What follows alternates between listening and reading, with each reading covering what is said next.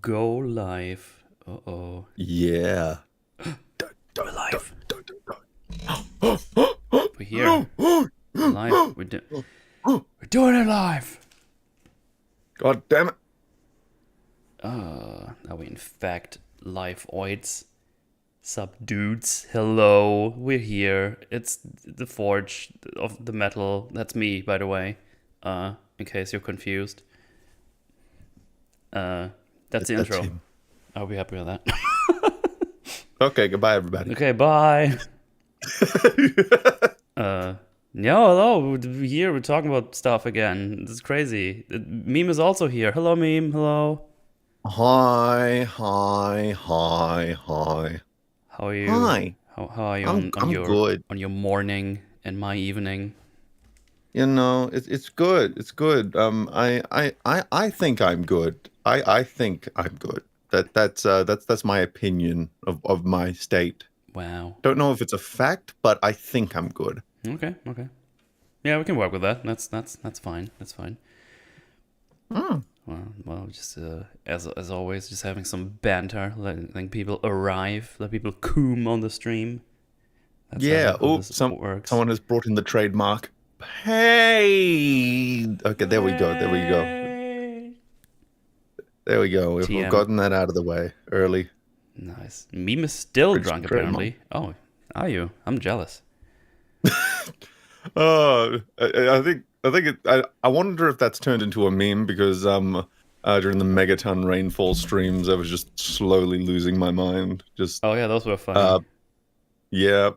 Those were funny. Just because if I don't have anything to talk about, I tend to just like start babbling so that the stream isn't just like a gameplay stream. So it's just like, oh, well, you're coming for something. Oh, that's going to be taken out of context, isn't it? That quote right there. Because You're I coming for something. just had your stream on. And I was like, I'm just going to do something in the kitchen. And it's just here you start singing. I was like, okay, what is going on over there now? Something's going very wrong. But then again, you had to fly around space for 45 minutes to get those stupid thingies. Yep. And then it's just like, find me. And then it acts like there's the game is pretending like it has multiple endings. Like maybe you can choose the designer, or maybe you choose the person in the tomes but no, it's just one ending, which is genocide. Yay. Omnicide, actually. So, well, they will never reach any of the other aliens anyway. So we just gotta destroy the rest of the universe. Just keep this universe. This one is cool. Or this. Yep, and we're just supposed to take their word that one, the invaders are necessarily all evil, because there's like apparently only two civilizations in the entire universe, and two, that there are only two civilizations in the entire universe. Oh, great! It's just like the weird shape one that is attacking the Earth, and the other one is Earth. That's very exciting. Yeah, and it's just like, can we go to the? I don't know. That would. It feels like it might have been interesting to have actually seen the invaders home. I'm not going to lie. That might have been more interesting than genociding them after repelling their Dorito force. Was it like a game that was thrown together in like a game-making jam or something? That's what it felt like. I'm not entirely sure about its history. I know it was made. It's one of those early VR games. That also had like it is a VR game because it gave me VR vibes, but then again I wasn't very sure because it looked very hectic, and I don't get motion sick when I play VR, but this is probably gonna make me motion sick if I play it in VR. Yeah, well, here's the thing, right? It is a VR. It is a VR game, but it's a VR game they backwards converted so that you could play it without a headset. But they didn't backwards convert it enough because they didn't give you FOV options or anything. So that's actually I get motion sick playing it regularly. Like, I don't get too motion sick. Like, I was still able to play it, but there were still moments where I'm just flying up against a building and I'm just like, okay, need a second. Oh man. And then you use the universe. The planet multiplying beam to distribute humanity. And bold. infinite Earths flying towards you. It's like, okay, guess we're doing that now. Fascinating. And the thing is, right, I was trying to be clever, and I was just like, what happens if I use this on Mercury, which is just over there? Nothing. Nothing. What happens if I use it on the sun? Nothing. Oh, it's so context specific. It will only let you use it on the Earth. It doesn't even give you like a joke ending if you use it on one of the other planets, because they didn't, for some reason, they didn't get rid of the other planets.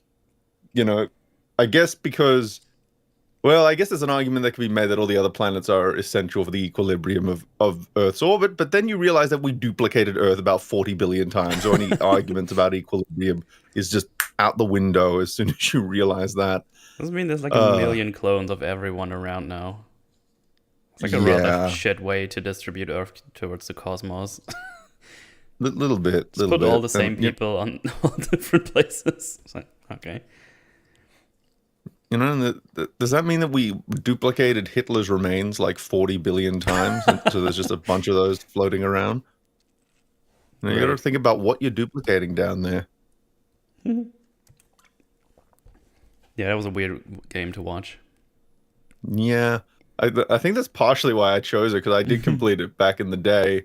And I was just like, you know, the further I get into this, the more people are going to lose their mind. Maybe. It might be fun. I'm going to fuck with people using this game. This I'm going to advertise it. Condensed to all that matters. The memes and funny Metal crying. That is his joke, by the way. He cries. Metal's funny joke.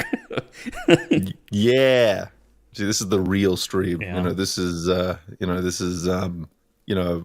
EFAP, the good one.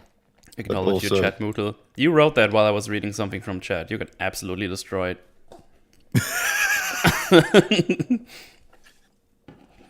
Ignore chat, Metal. We're useless. Oh, I know. I mean, I think we established it a long time ago that that's the thing.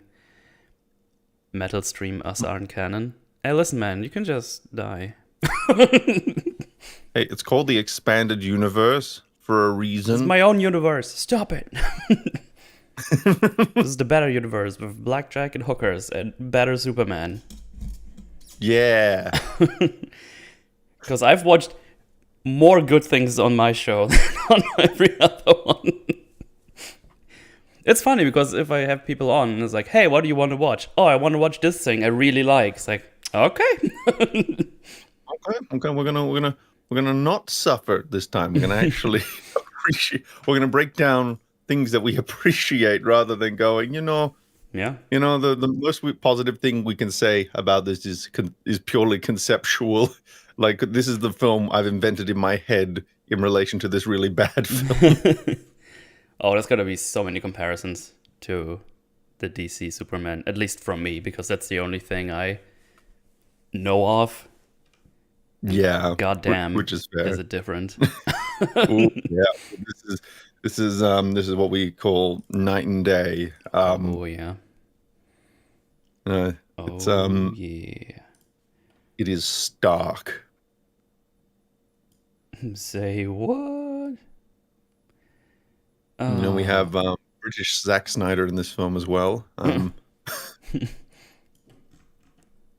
British. Has a very good name for being from the Englandos. Yes. Let me just see if I got everything ready here.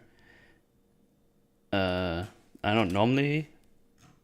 I do like a small interview thingy, but if I'm completely honest, I completely forgot to prep that. So yeah, we're not gonna do that.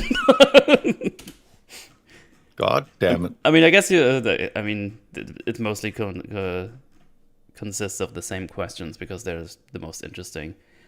So I'm just gonna go for those. How was that for you for all the movie watchings, and when did you realize that not everything is really good?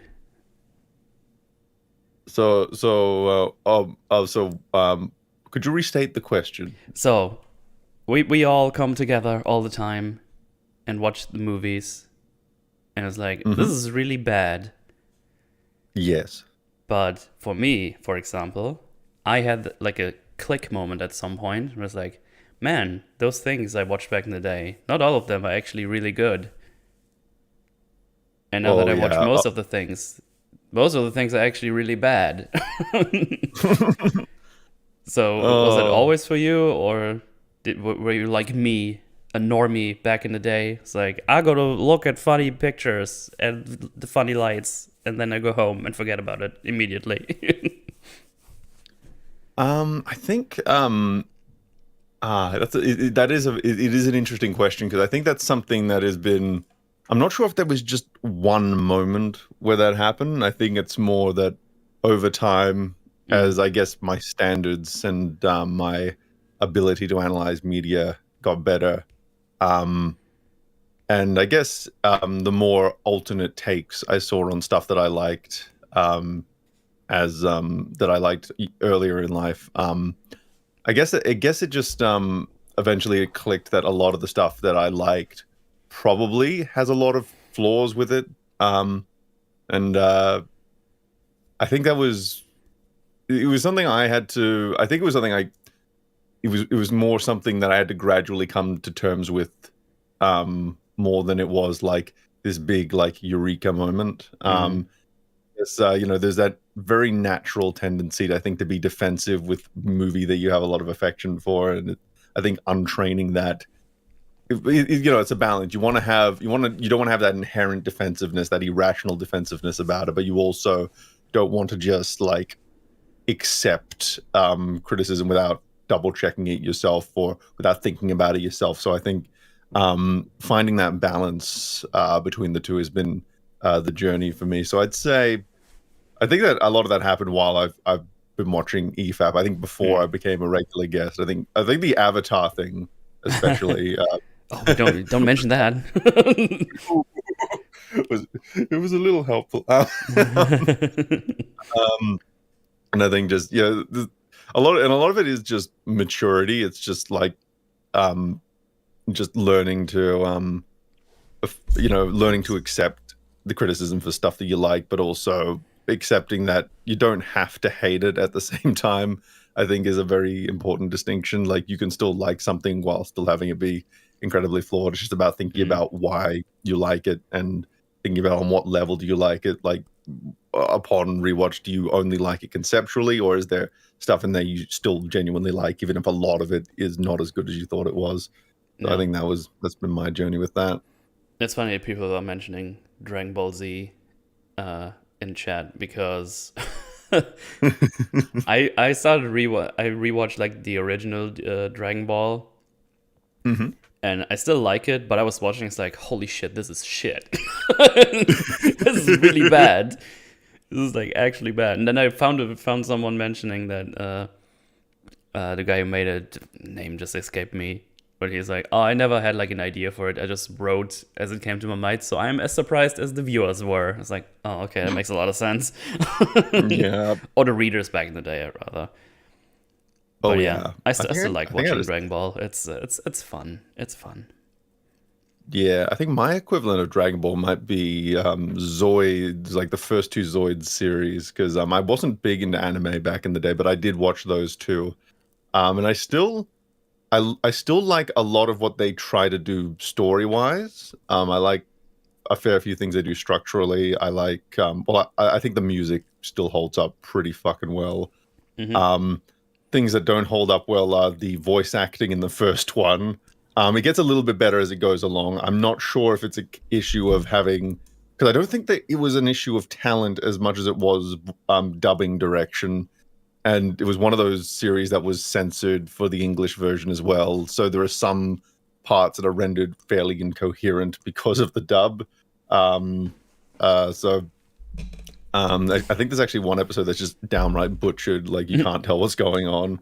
Oh boy. Um, but I would like, but I like what they're trying to do with those, and I can defend. And I think there's stuff worth talking about on that level. It's just it has to come with the whole caveat of if you're especially watching the dub, expect some really cringe voice acting, and there are going to be some presentation issues, but there's also some stuff to praise. Like these were shows made in the 1990s that used CGI mixed with traditional 2D animation, but even though you can tell the CGI, it never clashes with the 2D animation. Like the shading is just right, and I think that's actually really impressive considering the time it came out.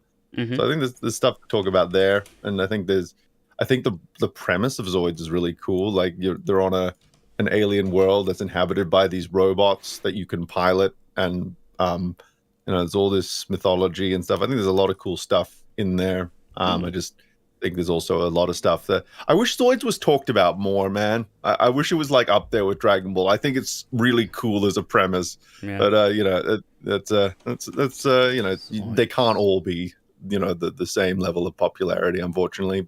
But that's all good. I think I never ran in German land because I don't remember this at all. Zoids, Wild Blast Unleashed. Okay.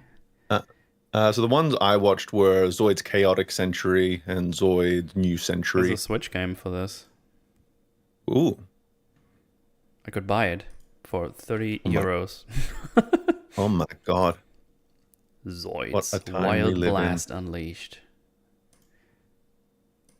I remember I had a Zoids game for the Game Boy Advance that was basically a Pokemon clone. And it kept pissing me off because after a certain point, it would just erase my save game. What? That's a bad feature. I don't like that feature. And then I got so fed up with it, I got a new copy. And then that one erased it every time I turned off the Game Boy.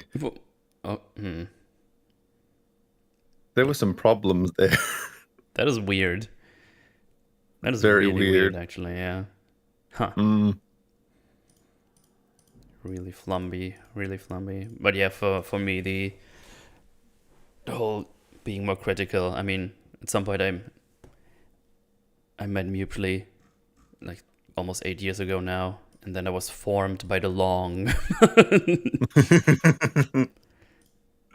I think the first time that occurred to me was when we started talking about Dark Souls 2. And because that was my first one, I never really noticed how bad it is. I was like, this is Dark Souls. It's supposed to be hard, isn't it? Like I guess that's how it's supposed to work. And then I replayed it after I played the first one, and I was like, oh no. Oh no. And the rest is history. Yeah, you never forget your first. Yeah. Yeah. And I guess coming on EFAB was probably from the meme. Did it start with just the meme videos? And then you started making video edits? Remind me, because I forgot.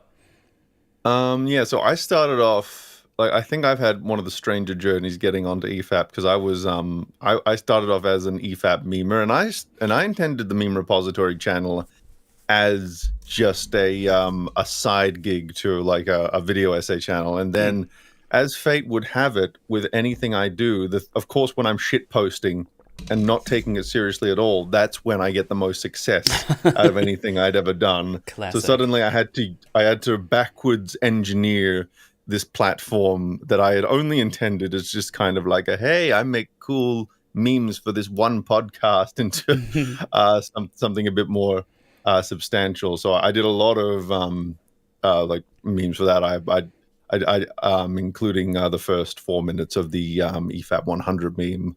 Was it the first 4 minutes? I was assigned 30 seconds of that film, and I ended up submitting about 4 minutes. The joke was during every meeting that my part would get a little bit longer, and because I'm at the beginning, Plague Creations would have to move the timeline a little bit further forward because he was the one compiling it. I think along with Little Potato, and so that was that. And I don't think that was what got me on though. That was just more like a show of what I could do like VFX wise. But I think Mauler watched my Boba Fett video, and he saw not only could I do like the visuals and stuff, but I also knew how to structure arguments, and I also knew how to get visual references for things, which I think he thought would work really well for it actually completely floored me when he said, hey, I watched your Boba Fett video. I was like, oh, okay. What did I do wrong? I'm sorry. Please don't hurt me, long man. No. And then we just had a conversation about Boba, like a little one, and then I thought, okay, well, that's the end of that interaction. Cool. A few days later, it's just like, hey, so I'm looking for more editors. Do you want to like edit the EFAP movies? And I'm just like, ooh, well, let me clear my schedule. And this was like it perfectly lined, because the first one I edited was Home Alone, because that was kind of, well, outside of the audition clip that he got me to edit, which I've since also sent to other editors to test their mind. So basically, the first thing I edited technically was just a little bit of. This didn't end up in the full video because it was already edited, but he sent me like a small clip from a small bit of raw footage from Wonder Woman 84, and he just wanted to see what I would do with it. And he liked, and he really liked what I did with that. So he gave me Home Alone as like the full test, and I edited that together within about a week, which is funny because the amount of work I did on that, I think I could actually do within a few days nowadays with the stuff I've learned about the process. Since how then. It works, right? Yeah, exactly. And then it perfectly lined up with Man of Steel, actually, and I think. I think I petitioned like more or less just like, I really fucking hate that movie. It's kind of one of my most hated movies of all time because I really fucking like Superman. Could I please edit that one? And he was just like, yeah, sure. And I think he was just expecting me, because when I watched the raw footage through, because I was really jazzed to watch it because I wanted to see it get torn apart, I was taking my own notes for stuff that were missed out on. And I said, hey, I took my own notes for this. And he's just like, oh, yeah, you should like find a way to insert that into the video. Little did he know that I was just going to basically hijack the video at certain points to insert my own mini video essays. And then I think when he watched them, he was just like, I like what you've done here, but it's kind of an experiment. And we don't know how the community is going to react. So just signpost the fact that these are your opinions, please, and then we'll be good. And so I did that. And actually, initially, I didn't want to be like too showboaty with it, so I just had these tiny little text markers. And then it's just like, no, make them bigger, We want to really make sure that there's the distinction there. And then I was shitting myself, honestly, for that first one, because I was just like, I don't know how this is so different. Like like obviously there have been editors' notes for EFAP movies in the past, but nothing of that scale. And because I was such a relative unknown outside of the meme community, I was afraid to even put in my own voiceover, which in hindsight, with how long some of those went over, I think voiceover probably would have been a better choice. But it was kind of that situation where, you don't, it would feel strange. It's not strange nowadays because I'm more known, but like back then, if you just had a random voice come up that you didn't recognize, who is suddenly giving you a completely different critique to what's happening, it might have been strange. So it was riding the line in many ways, but I'm really pleased with how that first one came out. And in fact, I think I only really outdid myself with the Snyder cut, and a lot of and I think that's just because I think what I really liked about Snyder cut is just I was able to culminate a lot of the running jokes from all the past ones. I think, for all the complex visual jokes I did in that, I think it's just the Joker pain one is the one that always gets me, because that's the joke that really had an arc that kind of, and it culminated there. So that's still my favorite. I just love it. And now I've actually uploaded a standalone pain clip to my extras channel on the TMR supplemental. It's not me saying pain, but it's just like the Mozart music with Will Smith's pain face fading in, just in case anyone wants to abuse that for like if they want to put that under a tweet or whatever. I just thought I would just put that out there for anyone to use as they would, because I figure I was surprised by how much mileage I got out of it, honestly, because that joke was a complete accident. I just got Lacrimosa for the beginning part of it, which was where you and Rags were sounding really existential, and I figured that was the perfect music choice. And then I needed to figure out what I was going to do whenever Jared Leto showed up, because he was so cringe. And I figured, well, Will Smith is in this movie, and there's a Will Smith pain meme. What if I have it be that every time he pops up, I also use Lacrimosa there, and that continues what I started in the beginning. A lot of the time, these recurring jokes are these happy accidents like that. So I was happy with that. I was very, very happy with that. And it was very good. So you should be happy with that. Oh, thank you. I was about to say something about Snyder Cut, but just right. While we were watching the Snyder Cut, which how long was that? 6 hours, I think. Or was it 4? No, 4. It was 4. So the entire recording was about 4 hours 40. So, which means that we didn't actually spend that much time preambling or discussing at the end. How long are you? I need to remind myself. I think it was 4 hours something. 4 hours and 2 minutes. I drank half a bottle of gin during that recording. Nice gin tonic. I think I tweeted after one Snyder Cut equals half a bottle of gin or something.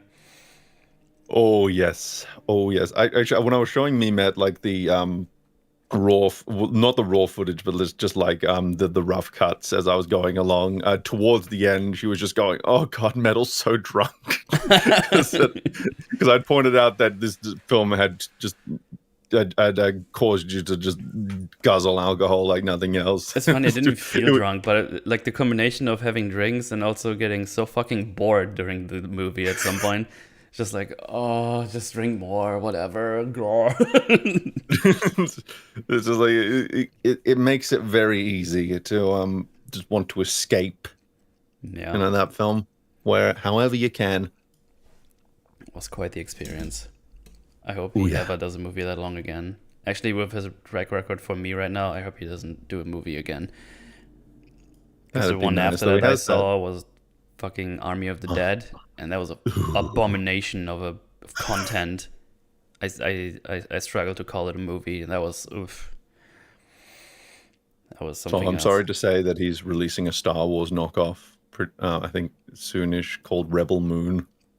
Rebel Moon, which was actually originally meant to be a Star Wars movie, but then they had creative differences, so he just took the story and made it his own IP. And it's going to land on Netflix in 2024. Okay, that's still miles away. Okay, we're safe. Zack Snyder's Rebel Moon space opera is filming to whatever the fuck. Okay. I never even heard of this, so I'm interested right now. Here's the first concept art, and no, I don't care. And it's gone. You were interested in the title? As soon as we get to visuals, no. Universe was a vacuum, and so it is in Hollywood, where the current absence of mega-budget space operas like The Expanse and Dune has given rise to Rebel Moon. Okay. A fantastic new sci-fi project. How do you know? It's not even... I just don't care already. Fuck this. Yeah. Just don't call things fantastic and great before they come out. This is how we get all this shit. Yeah, like, if you're going to use descriptors, like, limit yourself to things like, ooh, it's an intriguing concept, or, just anticipatory descriptors. Don't call it, don't describe what the quality is. The big old hype train. That's just what it is. People are just hyped for Snyder because he did his thing. And Yep, it's a big old success story, and no one thought to think if what he's doing is good. I feel like as soon as all the Snyder Cut hype happened, I just felt like I had transported myself to Bizarro world, because things used to make sense back in 2013 and then in 2016, where everyone was just like, yeah, Man of Steel shit. Oh yeah, BVS is shit. There were Defenders, yeah. But it didn't feel like they were everywhere. And soon I just felt like I had transported to a parallel universe where things were a little bit different, but for some reason the films were still the same, and it was scary. And I think it was just a little bit of a relief when Mauler sent me that message saying, "Hey, we finished Man of Steel. We fucking hated it." And it's just like, oh, okay, something makes sense in this world again. Thank you. Oh god. Yeah, it's quite the arc, that whole DC stuff. Oh boy. Oh yes. Can we talk about an awesome Superman movie now? You know what? We actually can. That's why we're here. Isn't that insane? We bantered quite a bit, but that's nice. That's why I do it on weekend days, so I don't have any time constraints. So yeah, I almost said Batman versus the Elite again. I don't know why I want to say Batman all the time. I don't know why. It's just my pea brain. Superman versus the Elite. That's the movie we watched. I don't know if Chad watched it because I'm not your dad, as I said yesterday on Twitch. You can do whatever you want. But if you haven't watched it, you should watch it because I really liked it. Just to say that before we even start, I really enjoyed this one. Because it started and it was like the little intro with the rock music. It was like, oh great, I don't want to kill myself, so this is already a good start. I don't want to kill myself. Can we put that on like an anniversary, like a Blu-ray release or something? I didn't want to kill myself. Metalcommander. This was just like, oh, this is like upbeat music. It's colors. It's not depressing. This is, yeah, I'm in. That sounds great. I wanna watch this. This is good. I like this. So let me put on a little copyright boy here. And then I'll just let the lad run in the background. There's some moving picture-roonies there. Where we go? Oh, that's the overlay. I want to keep that one. Boom. We're just gonna have some colors in the background. I might have to up the opacity a little bit because it's an animation and it's quite bright. So just to be sure I don't get hit with the big bad. Oh yeah. I had that problem with Whedon's Justice League because it was so bright compared to Snyder's one that the overlay was basically just a thin sheet over it. Because the first time I tried it out, we watched me and Porcus. We watched a black and white movie, and so you couldn't really see a whole bunch. So, which is not super important because you just want to have something in the background running, just something in the background so it doesn't look so still. That's the only reason I had my webcam still on when I started this, because otherwise I would have just had a still picture the whole time and a little bit of chat. Yeah. But now we have this epic overlay that Omega Ridley made. So there we go. Shout out to Omega Ridley once again, and I will do it again because doing good work. So did you design your logo as well? Yeah, everything you see, the thumbnail stuff, there's going to be more thumbnails for my archive that'll be coming. That will also be made by Omega Ridley. So there you go. It's going to be looking all nice and tidy soon. Not random thumbnails from the video. Nifty. Yeah. So, yeah. Already talked about the first 2 minutes of the movie, so let me just run it back immediately. Because we just jump right in. Warner Brothers logo. Very nice. But yeah, you just see a little... Basically get like a news feed, television feed montage going on. Where we hear Dr. Light has escaped. Dr. Light? Yeah, that's his name. Okay. That's the little cameo from Dr. Light. I think he's a... oh, right. I got confused because escaped again, but later on, Atomic Skull escapes again as well. So I was like, did I mistype that here in my notes? No. I see him on my screen now. That's Dr. Light. He has escaped. Someone disregards the UN sanctions, and now shit's fucked, basically, and people are shooting each other. Which is the conflict of... Oh god, I always forget the names. I have them here somewhere when it comes up properly. I don't blame you. I remember Bialia. I don't remember the other one. Bialia and Sopo something. The placeholder Eastern European country. Yeah. I'll cite them later. I just can't find them in my notes immediately. I'll have them written down here when it comes up.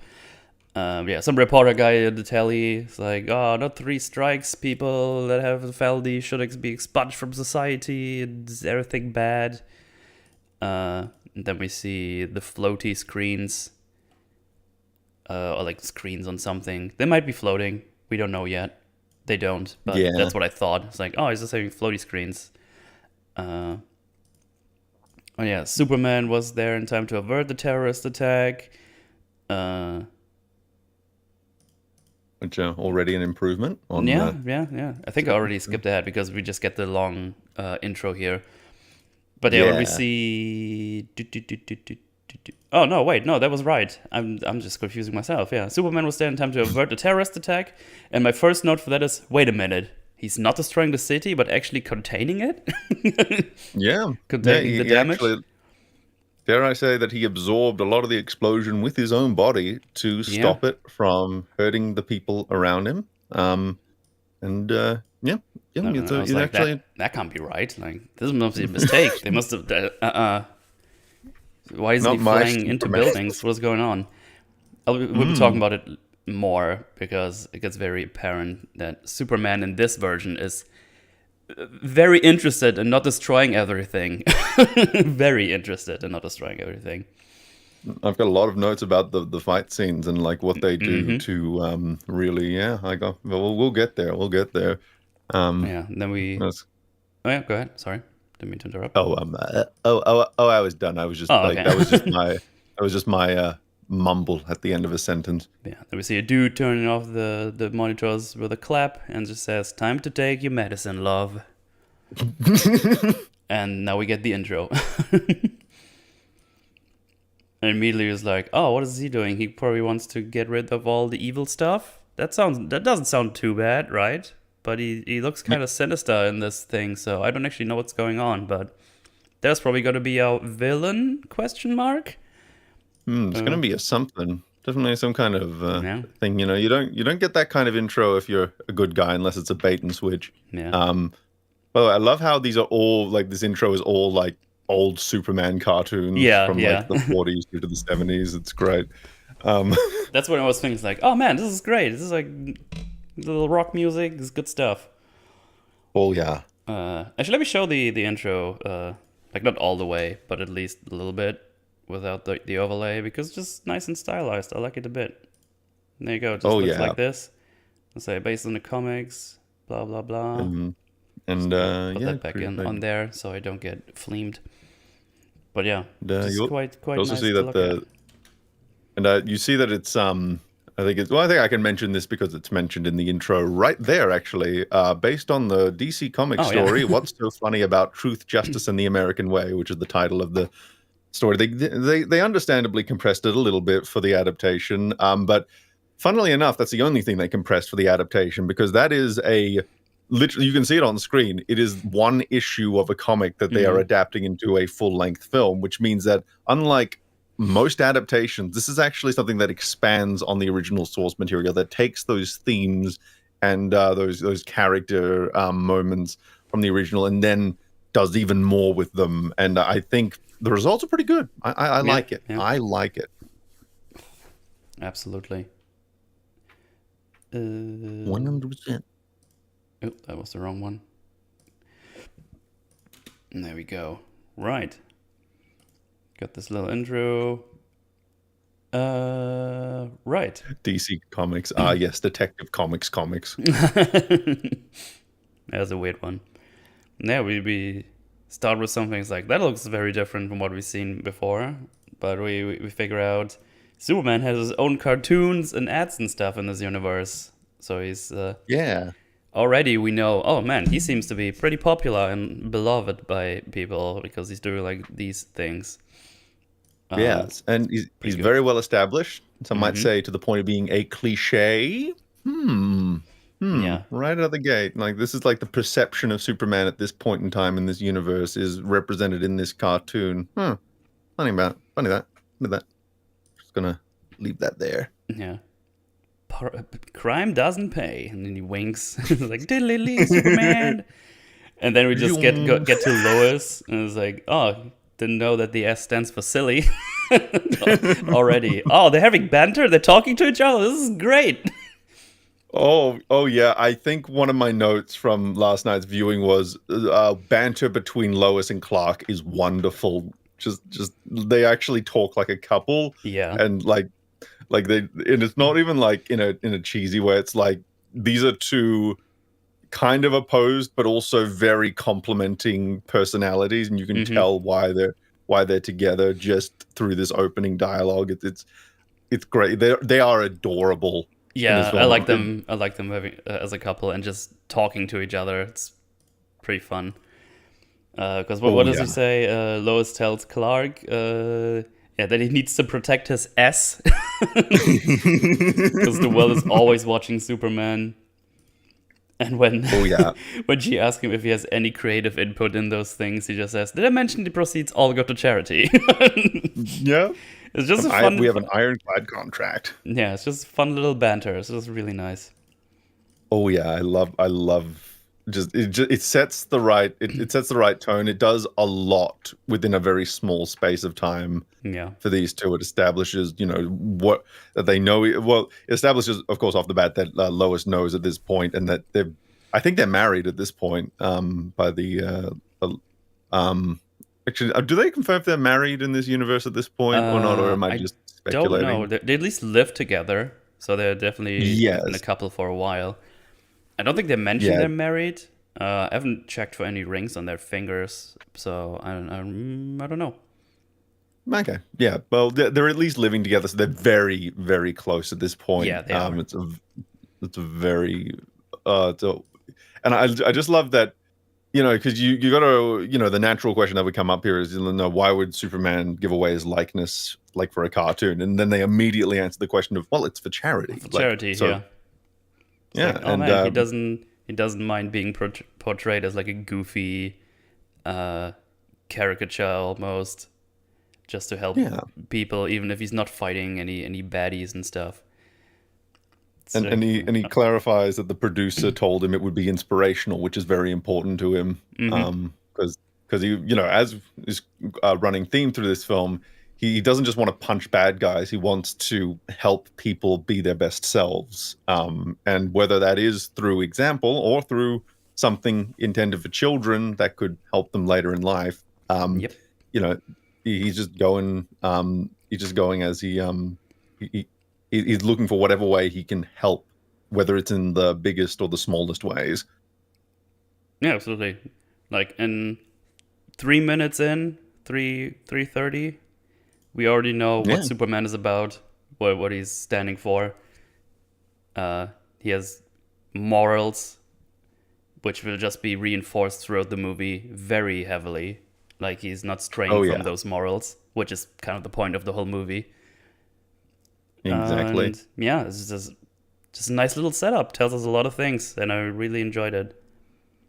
Yeah, so did I. It's just it gets you in the right mood, that opening. Yeah, yeah, and then they want to have a little kissy kiss, but then oh no, it's a ruckus, and Lois just says, "Nah, so close," and just like, oh, this happens all the time apparently.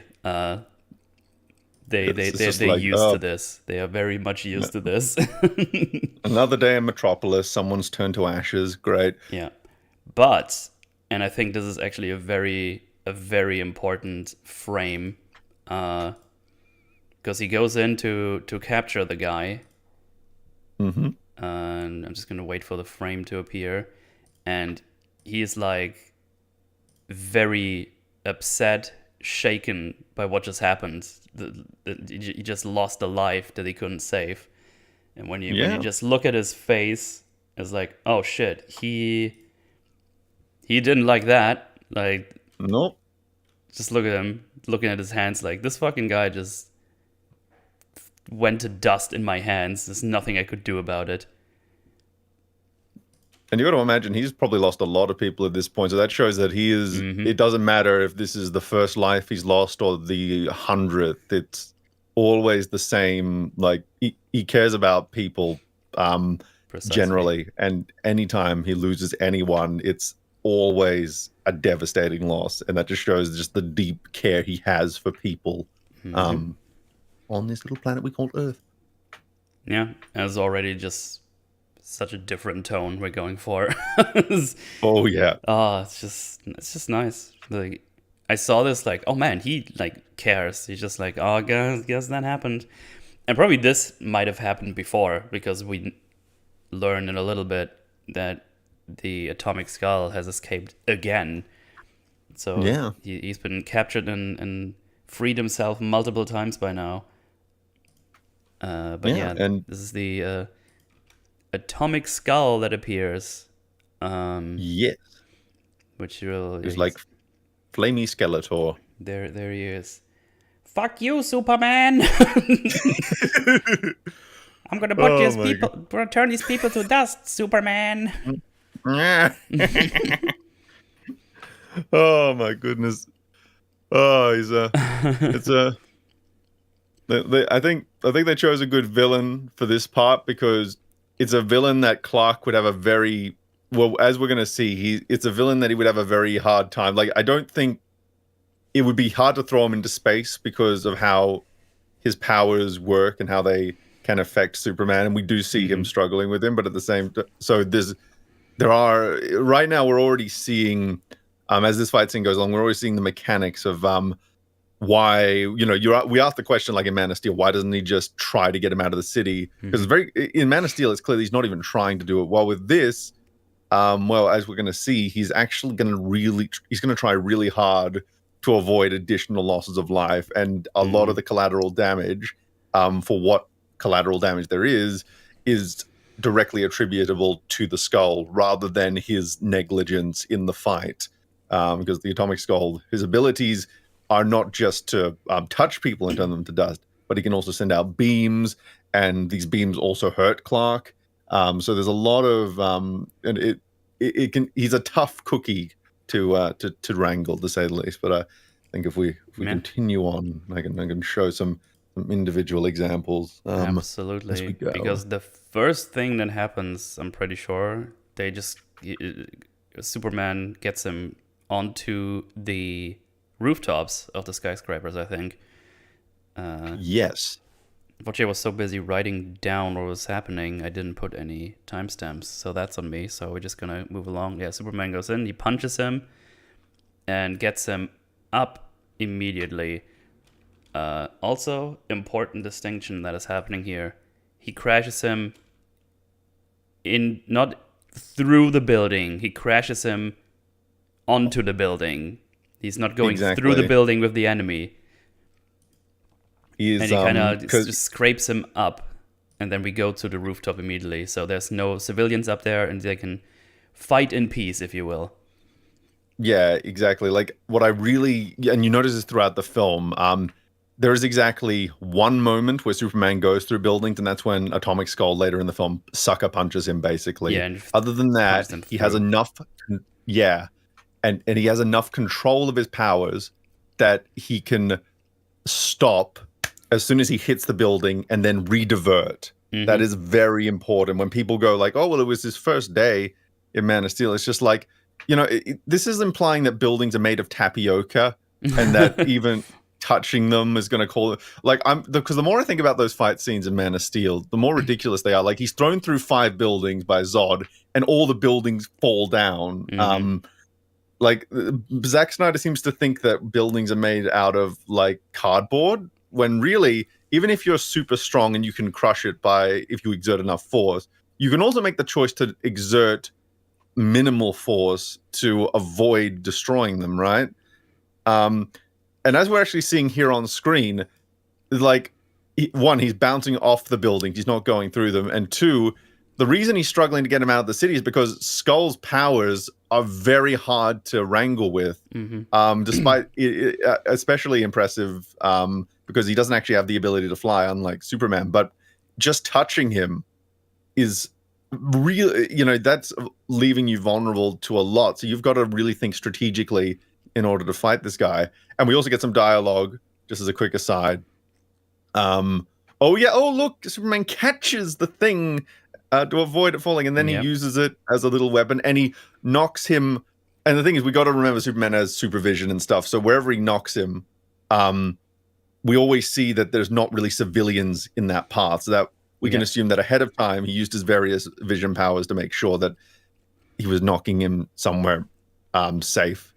And he didn't tear off. And I think another important thing to note is that he didn't tear off that pole in order to use it as a weapon. It was something that Skull already tore off, so he just used it to his advantage. But he's not intentionally, trying to tear up utilities and stuff. So I think that, the film goes through a lot of effort to show what, it's not just lip service to Superman's need to keep civilians safe. It is very much showing through action. And I would dare say that the only people that, well, not even people, like, I think if you're a fish watching this, I can understand that maybe you have a problem with Superman, but that's about there's about the most I can say. There's only one place where he does a lot of damage, and it's when he has to yell to get himself freed from the atomic skull. I mean, it's when they're falling down here, and he's like, "Let go of me!" and that's like a super yell, I guess. I don't know what else to call it. Exactly. And breaks a whole bunch. Yeah, this is gonna come up here. Just gonna yell, and he destroys like a lot of of windows. That's the word I was looking for. Exactly. And even he's then, trying his best, but he had to do this here so he can free himself. So probably gonna suck if you were working in this building, because those buildings were probably full of people. So there's probably gonna be some civilians hurt at least. Oh yeah. Oh, I love redhead guy there. Oh, my ears. Oh no. But he didn't level any buildings. He didn't crash through buildings. So all in all, way better. Like this Superman is like cares. But and then the fight ends with Atomic Skull getting punched into a lake. I guess that's supposed to be like the equivalent of cooling down a reactor, I guess. I think that was the idea. I think that's the implication. Yeah, because he evaporates the whole lake. Exactly. So the energy transfer and all that. Rip the fishies. But get this. Wait, do we get the thing? No, that's later. Right. Let me just click to the place. Oh yeah, and Lois just gets on a phone call. Yeah, you have your front page news like in a couple of hours. No problem. Got it right here. Oh yeah. It's a big advantage. I just realized that just by clicking through it, we get like a little frame. Right, this one here, because I think we already know that he escaped again.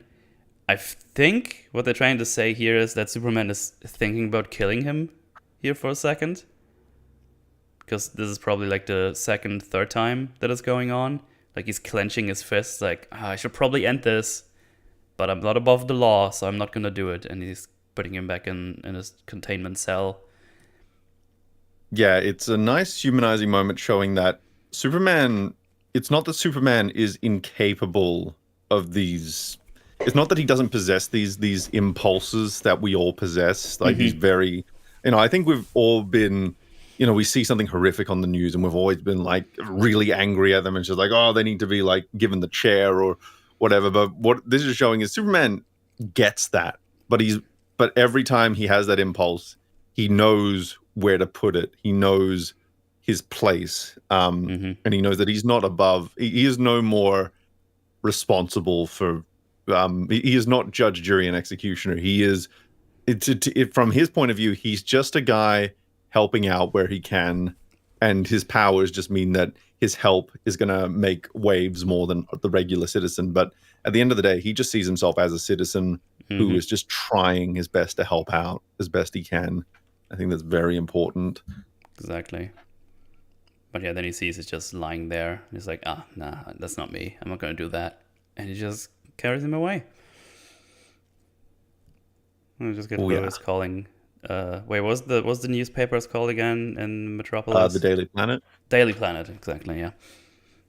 Yeah. And then we see our baddie team ? Arrive the new guys. The new guys, yeah. I mean, we know later they're gonna call themselves the Elite, but I was like, oh, I guess this is gonna be the Elite. And here we get the whole crew.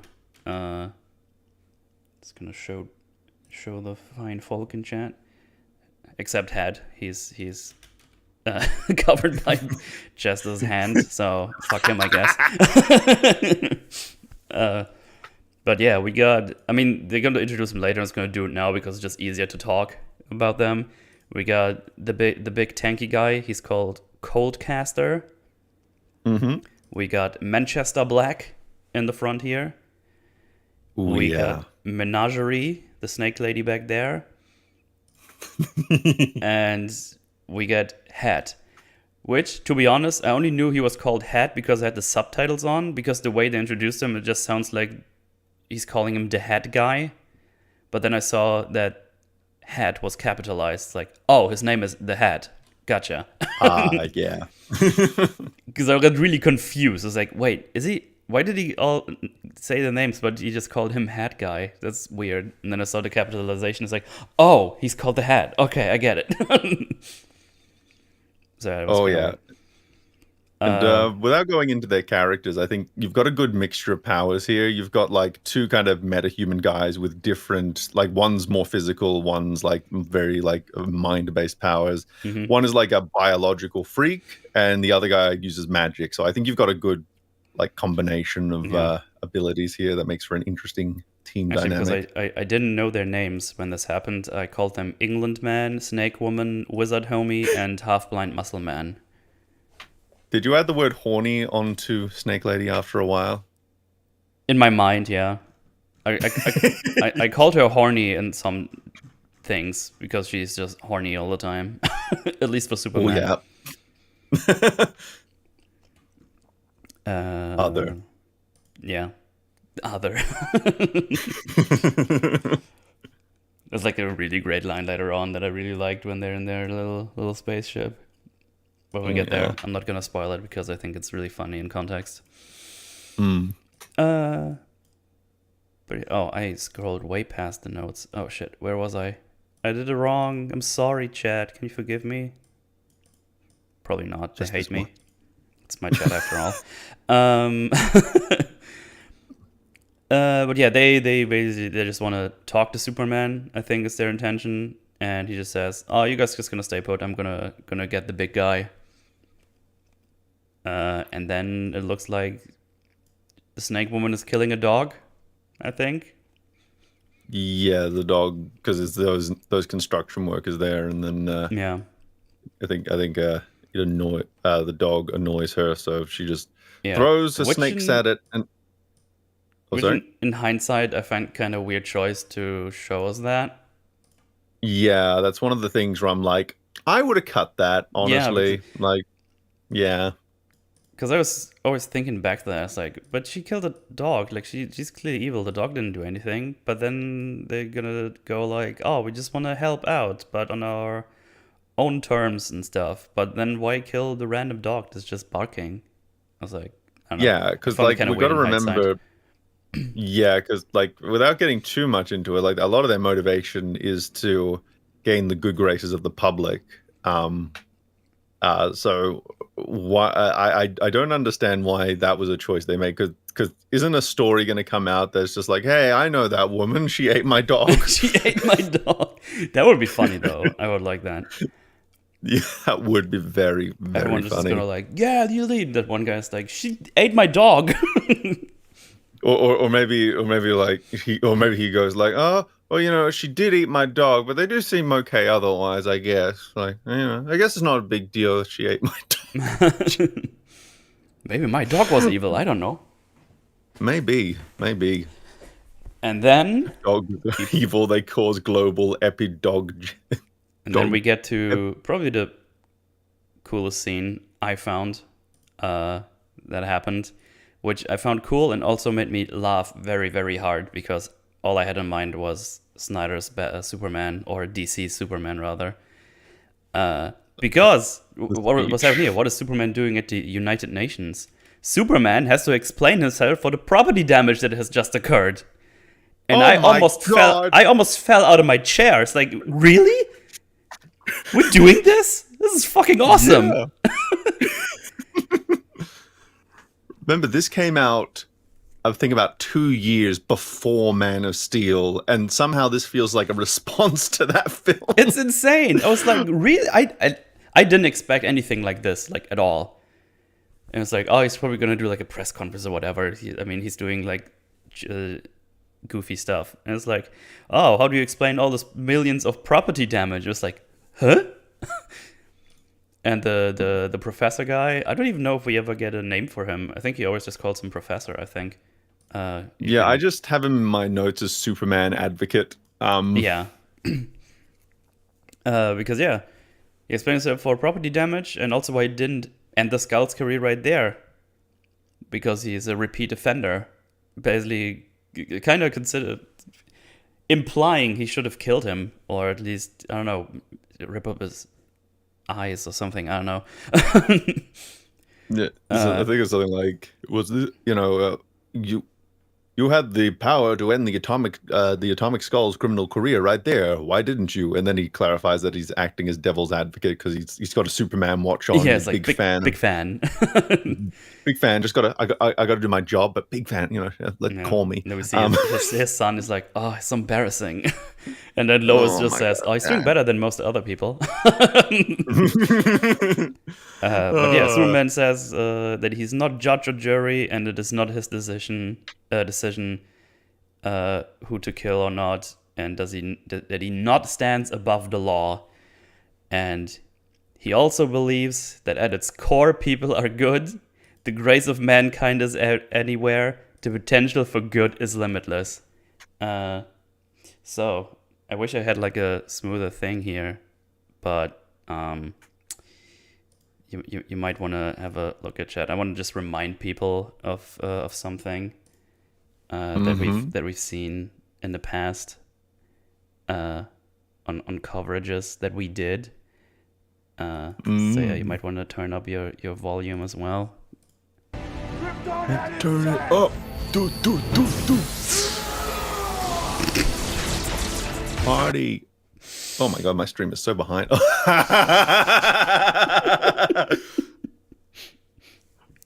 Krypton had its chance. The potential for good is limitless. And when he's like, eyes? No joke, when he said that in the animated movie, I paused and I pissed myself laughing. I couldn't believe that was happening. I was like, holy shit. All I could think of was, Krypton had its chance. And I could already see the edit in my mind. It was like, oh, this is so perfect. And I don't think you did one of those. Maybe. I actually put the speech I did actually put that speech in the Man of Steel EFAP, but I put it at the point where Clark was just like, where he's in the church going, I just don't know if the people of Earth deserve a chance or whatever the fuck he was saying. That's a good one too. But holy shit, I had to pause for like 2 minutes. I was laughing hysterically because I couldn't believe my ears. Man, my ears are burning. This Superman is like, this is a good man. This is like the cliche good character, if you will. Oh, fuck yes. I just couldn't. I laughed because it was so great, and then I thought back to what I've seen so far of Superman. I was like, this is not real. How did we get from this to DC Superman killing embryos? How did we get here 2 years later?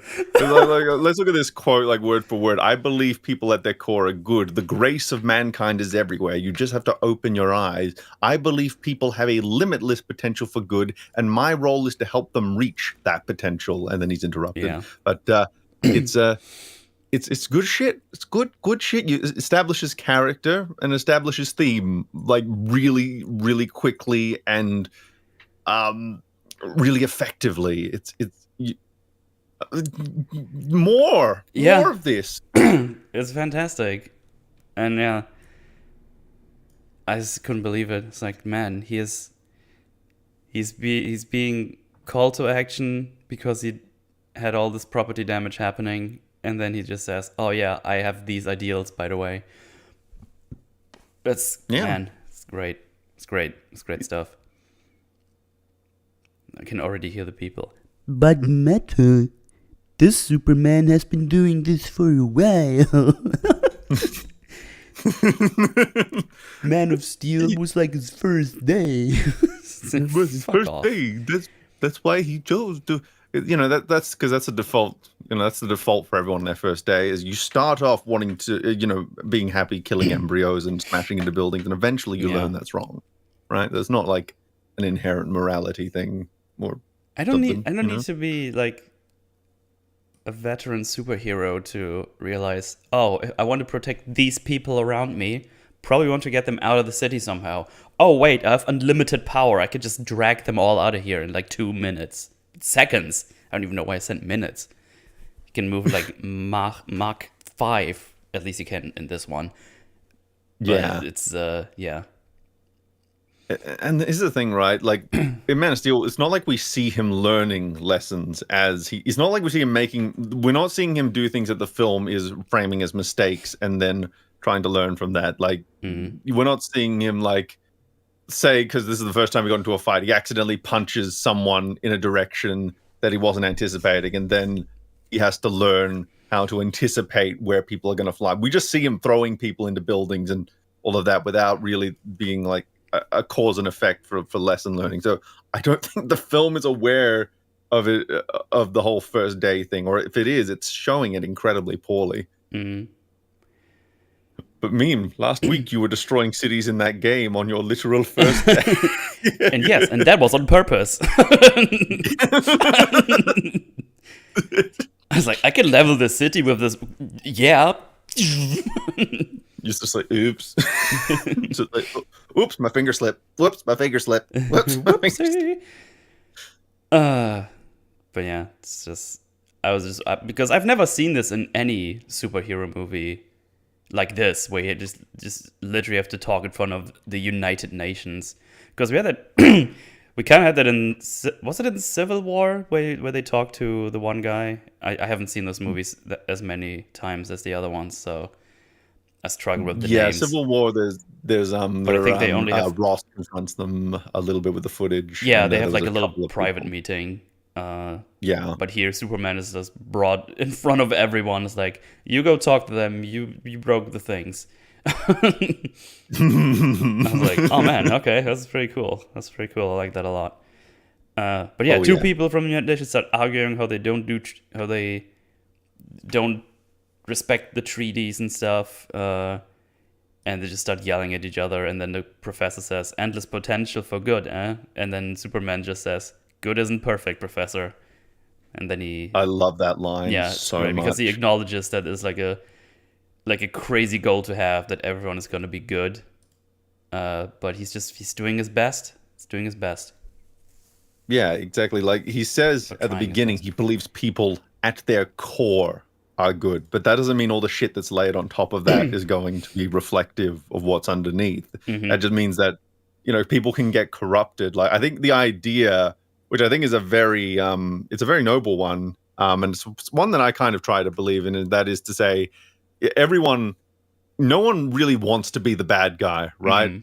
That people are doing everybody from the most horrific murderers to like the most philanthropic saints are doing what they consider to be good from their point of view.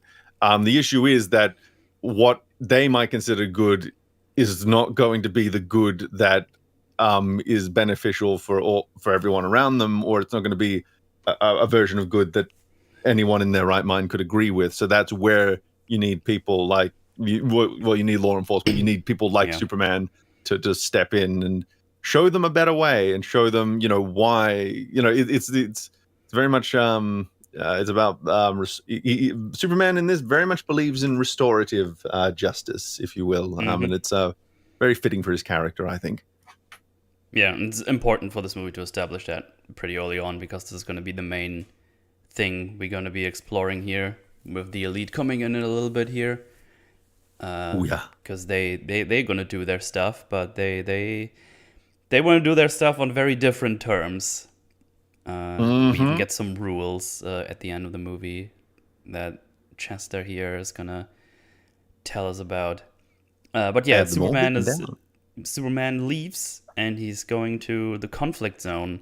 And there are the names. It's Bialia and Pokolistan. Those are the two factions that are, I don't know, at conflict. I don't think it's a full-on war yet. Also, would have thought that this movie is going to be topical for 2022 as well. So there you go. I think they chose like these placeholder nations so that it wouldn't have to be like dated, because they could just be, this could be happening at any time. But evidently, it's just remaining topical no matter what. Yeah, I mean, because there's conflicts like everywhere all the time.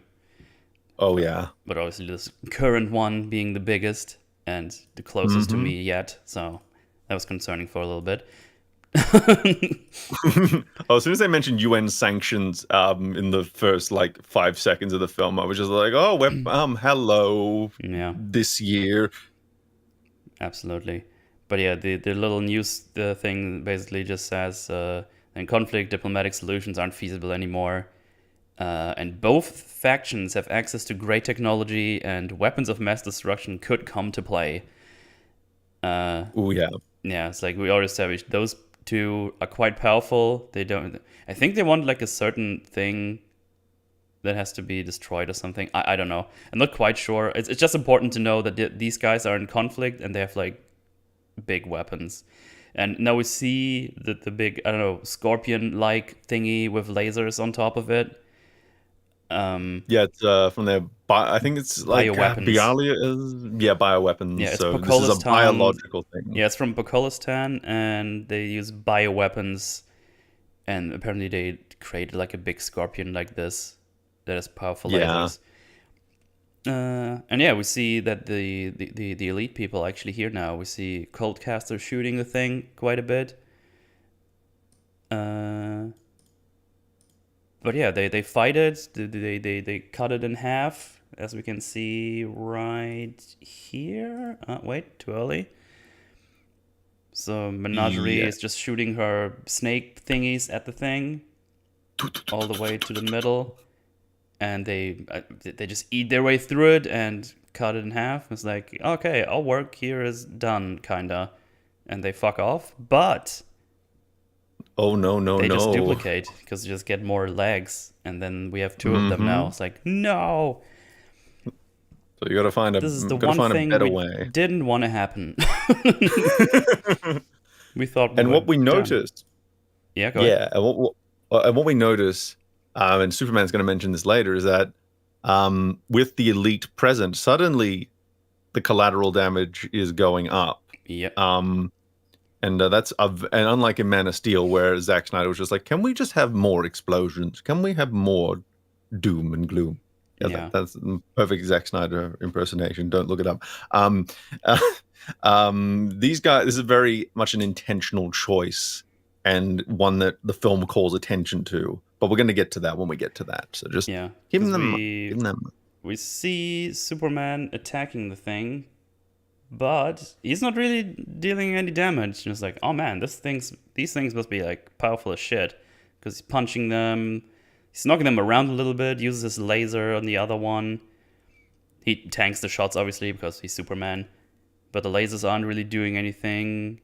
He goes on to crush it on the floor, punch it a couple of times. But yeah, he's just getting yeeted into a building by the other one. And Coldcaster is distracting the other one. And this is, I think, where Chester talks to him via telekinetic means. It's like, hey, you in the cape, things don't have a brain, and take off the kid's gloves. And I think this is like super important as well.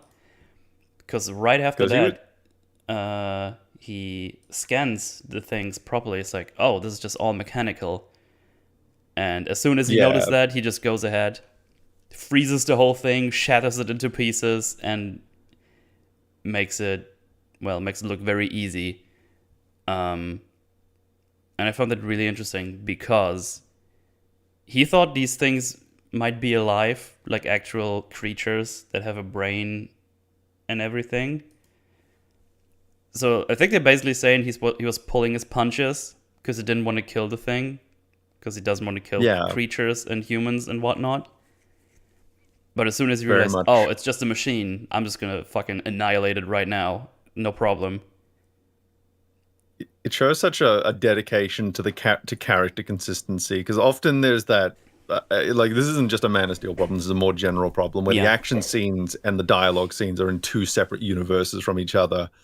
While with this one, every action that Superman takes is reflective of how, in acting workshops, when you build what's called a character bio so that you can better understand your character. And what you do is you go through the script and you see what your characters say, what your character says about themselves and what other people say about the character, and that helps you to build out what kind of person this is. So this feels like they've very much done their home. They've very much tried to build a consistent framework. They've taken what people say about the character of Superman and what he says about himself, and how his words reflect his morality, and they translate that into his actions. So he'll only like very quickly destroy these things when he's certain that they're basically just mindless machines with some gooey outer coatings. Because as we can see, frost breath and a little bit of percussive force just does the job just all well and fine. Yeah, just crashes through it and shatters it into tiny bits of pieces. Yeah, of course, nice snow. No, does he destroy? Oh no, the other one gets eaten by the Hat's dragon that he summoned. Yeah, like he just ancient straight Chinese up ate secret. It. Just makes a little figurine and puts it back in his hat. And yeah, that's the fight. Already doing thing. I think Chester might say something funny here, but I didn't write it down. Did you write that down by any chance? Fuck, I don't. I could actually look at what's the time code for it? It's like 13:35-ish. 13:35-ish, yeah. Because it's not super important. I thought he might say something funny there because he's talking to Hat. Yep. So who's a good sorcerer? Double pork fried rice for you tonight, eh? Right. Yeah.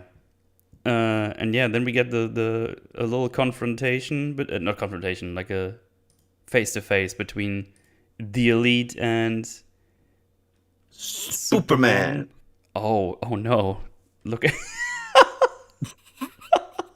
Look at the freeze frame. Look at Superman's face. What happened there? No. Oh man. Well, it looks like a marionette. Oh man, so this was direct to DVD. This is these little wide shots where it's just like, they're not going to look at it for too long. Let's just move on. And look at his fists, and look at just the proportions of everything. Look at Menagerie's face as well. Oh, this is like a perfect frame that I'm hitting there. Chester's nose looks fucking weird as shit. Oh my god. It's kind of creepy, actually. Oh, anyway. Yeah, a little bit. Yeah, they have like he shat his pants. Yeah. So they have a little face-to-face. Superman thanks them for the assist, but tells them to check for collateral damage because they came really close there to destroy everything. And they kind of look at him, can't really tell what's going on. They can't believe they're actually talking to Superman, because apparently they seem to be actual fans of Superman. Because he's fighting the good fight, I guess. And they're kind of speechless. No one is saying anything.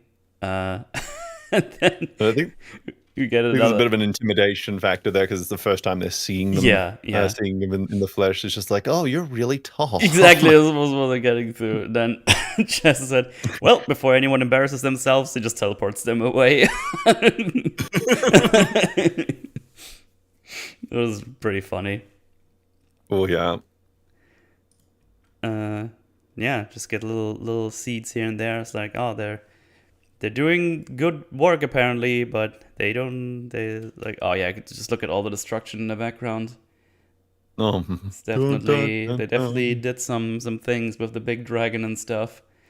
To be fair, this could have been destroyed already from the conflict because there's fire in the backgrounds as well.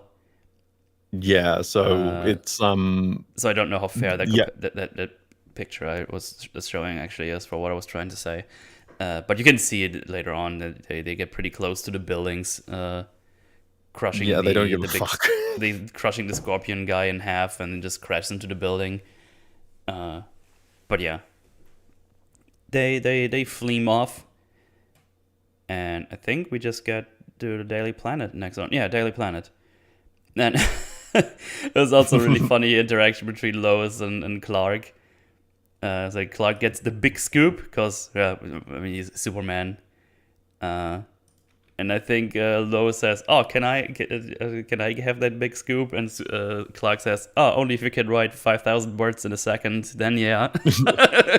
and you just see him typing away. It's just like, "Oh, can you do this, Lois? I'm sorry. I'm sorry. Yeah, just look at Clark's fingers. It goes like all the words go in the thing.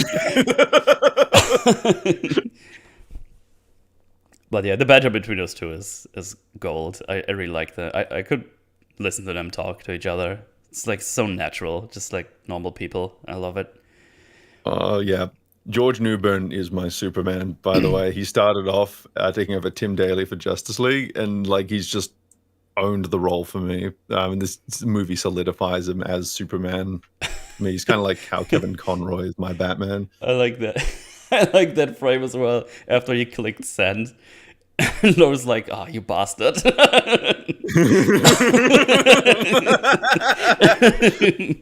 You fuck. You actually did it. It's just like, sorry, I gotta eat. Oh wait, we live together. We gotta. I want this, Lois. Just give me this. Yeah. It's good stuff. And then I don't actually know the name of the boss guy from this one. Perry White?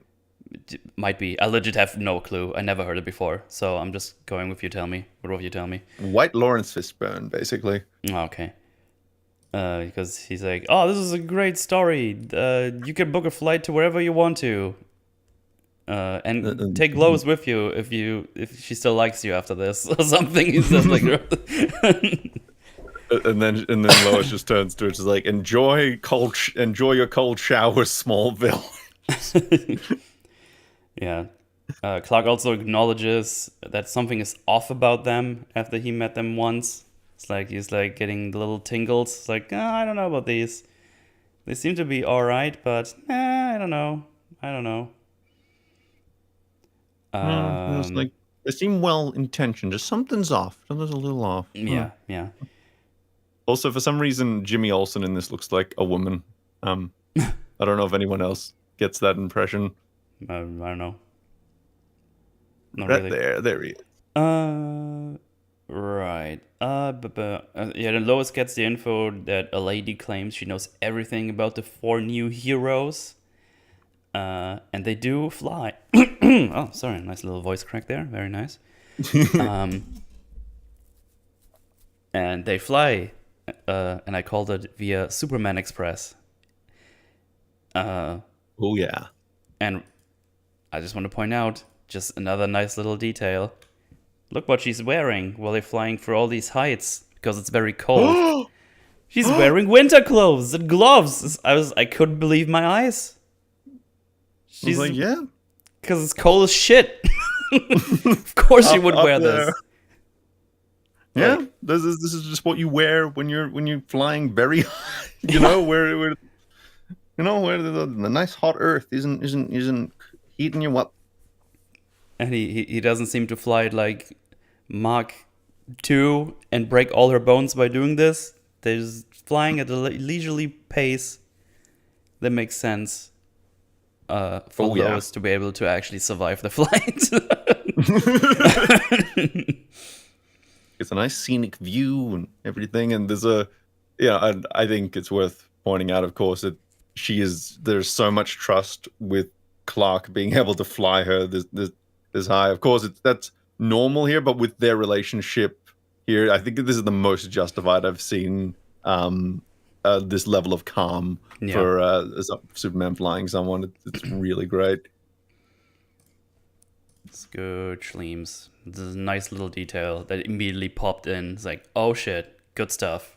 Very smart. Nice. All right, they want to check out the lady, but they meaning Superman, or rather Clark. No, Superman. He's still Superman here. He doesn't change to Clark here at all. So they fly to England. I should actually mention they go all the way to. I actually know if they say precisely where, but just go to England. And so to check out the lady, and she's already surrounded by reporters and everything. Yeah, Lois like, oh, we go separate paths now. I'm gonna go get more info wherever she can get info. She does like reporter magic. I don't know. She's very good at her job. There we go. And there's a really good line here as well, because obviously this woman is babbling, like just basically making up bullshit about how she raised this new hero that's popped up that no one knows the name of, and she's not revealing the name of the person, almost as if she doesn't actually know him or something. And then but if you Lois pay just the goes, extra, then the lady says, I will tell you if you pay the extra reporting fee.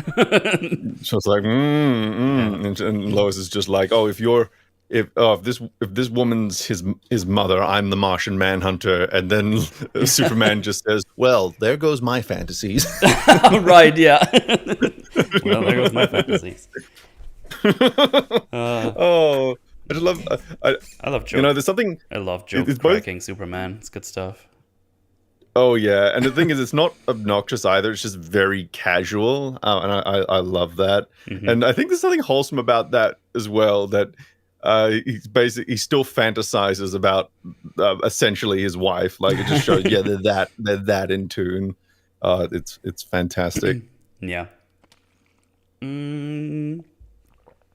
I think Lois just leaves in a taxi or something, and Superman is about to turn around and do Superman stuff or Clark stuff, I don't know.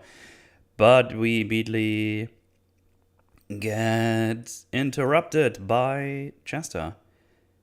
He's about to leave, but Chester just teleports behind him. I think he says, "Oh, just teleporting stuff. Every HQ has that, or something along those lines." He says. And then they go up to the roof, and Manchester introduces him as Manchester Black, an aspiring do-gooder and pain in the ass. And I think he has a line in there. It's just like, oh, great detective work, following the guy with the Union Jack tattooed to his chest to England. Yeah, good job. Good job. Yeah, it's like, oh, we should talk, but not here. And he says he could never stand the smell of this place, anyways. So he clearly doesn't like wherever he is right now in his hometown, I assume. Yes. So maybe clearly some disdain in how he describes this place. And it looks like pretty industrial as well in the background. I just realized I had this thing on pause this whole time. Otherwise, we would have the visual already.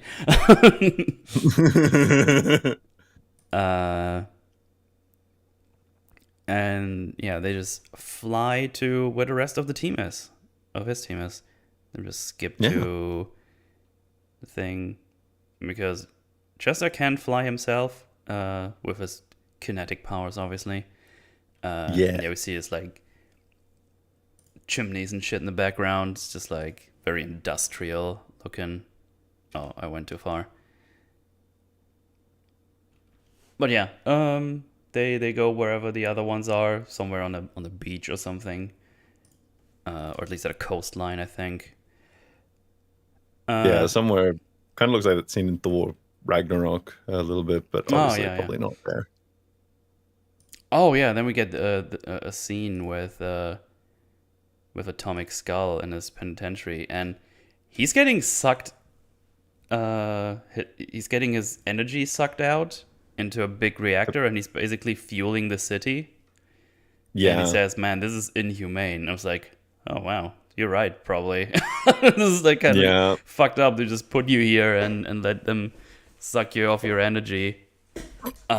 Just put them here and let the city suck you off. Yeah, let me just it's not even the good kind of suck. It's just the sucky suck. It's like, oh, you basically made your own breakfast. I think that was a line from the god. Yeah. Oh yeah, because you're heating all the things. Oh yeah. Yeah, just a really short scene, but I kind of like it because it's like, man, this is inhumane. He says, it's like, yeah, you know what? You're probably right. Actually, I think I agree with you.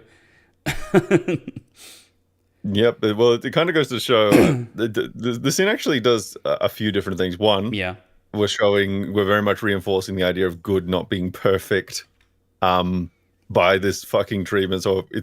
So like obviously it's Superman did good, bringing him in, taking him into jail, and they're keeping him away, but now they're hooking him up to the thing because of his appearance. I get the feeling that they're a lot more willing to do this stuff to him, which kind of shows that there's some inherent problems there. And on the flip side, there's also kind of something thematic about the idea that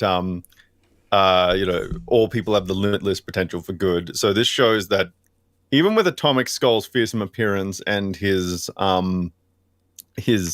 obviously destructive powers, he still, if he wanted to give up his revenge against Superman, because we get a line hinting that Superman might have had something to do with his origin, though we never really get the clarity in this film. If he wanted to, he could be helping, to supply and create limitless clean energy to various nations. He's just squandering his gift here, and I think that's part of Superman's purpose, to just help people find, the good inside of them. So Atomic Skull could have been a force for good if he so chose. So that's kind of illustrated here, and also Stryker's what the fuck. Exactly. Yeah. And he gets sprayed with, like, I don't know, steam when he gets up and gets angry. And it's like kind of miserable in there. But bit. Then we see a little closer, and we see Hat having drinks, lots of drinks, because he's drunk all the time. And this is actually where we get introduced to the names. Big guy is named Coldcast, as already said. Sorcerer is called the Hat. Snake Lady is called Menagerie. And she's also horny for Superman, and gives him her number immediately. Just puts a little note in his suit. It's like, you can call that anytime. Yeah, there you go. Superman's so like, uncomfortable. Okay. It's like, ugh. Just look at this. Superman's like, what the fuck is happening? Oh, it's so good. Oh my god. Yeah. Sounds like Mootle drunk all the time. Hey man, actually I haven't been drinking for like a month. I can go for a drink actually. But no, cheat day is next week. I'm gonna get very drunk. So there you go. Yeah. Someone Photoshop like Metal as Hat, please. Or draw him as Hat. Do it. Do it. But yeah, this is just a little introduction there. I need to click the right things. There you go. But yeah, they get a little introduction. Superman thanks them again for the help, but they do need to talk. And Manchester agrees. But he says, I'm just going to tell you telepathically because it's faster. But also Superman says, I have like multiple psionic blocks to protect my mind. And Chester already noticed that. And it's like, yeah, and it's some of the best he's ever seen. And it's like, oh, okay. He's already been doing stuff to his mind when he was talking to him, apparently. Oh, yeah. But he assures him that he's not looking for his deepest secrets. And believe it or not, he doesn't really like his voice.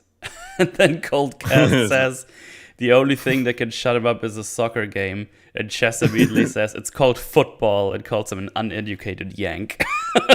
Football, you uneducated yank. I love the banter so much.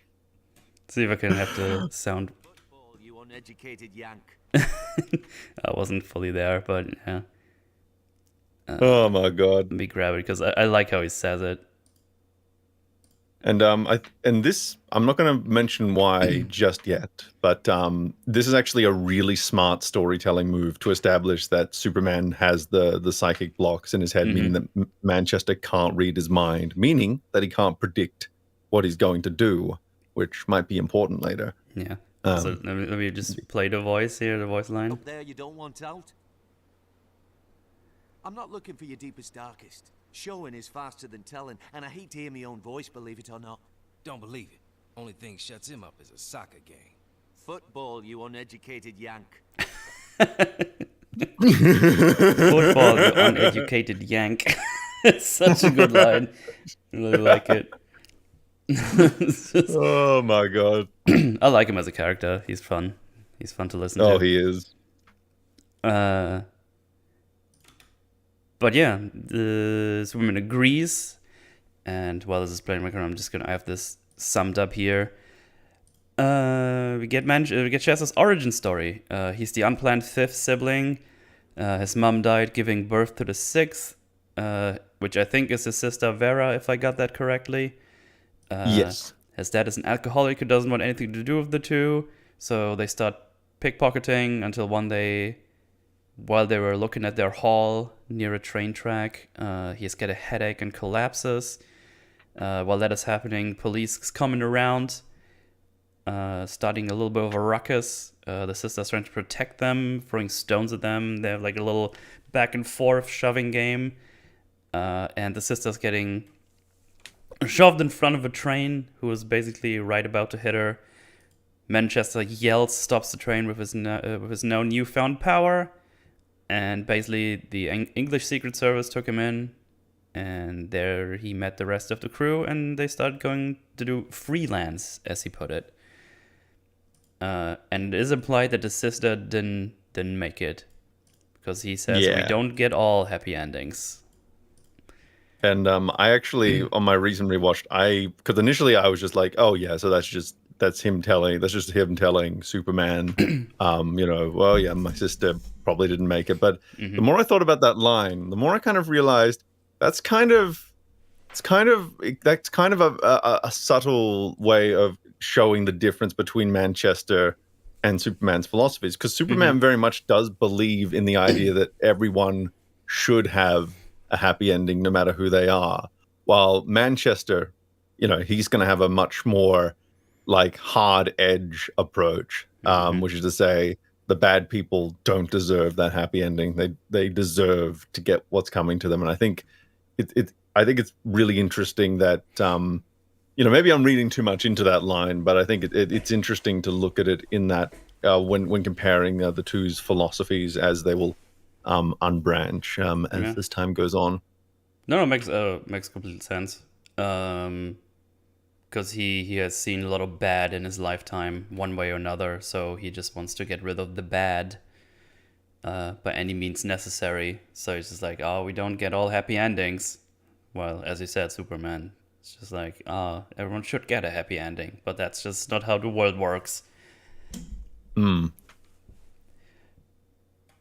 Absolutely.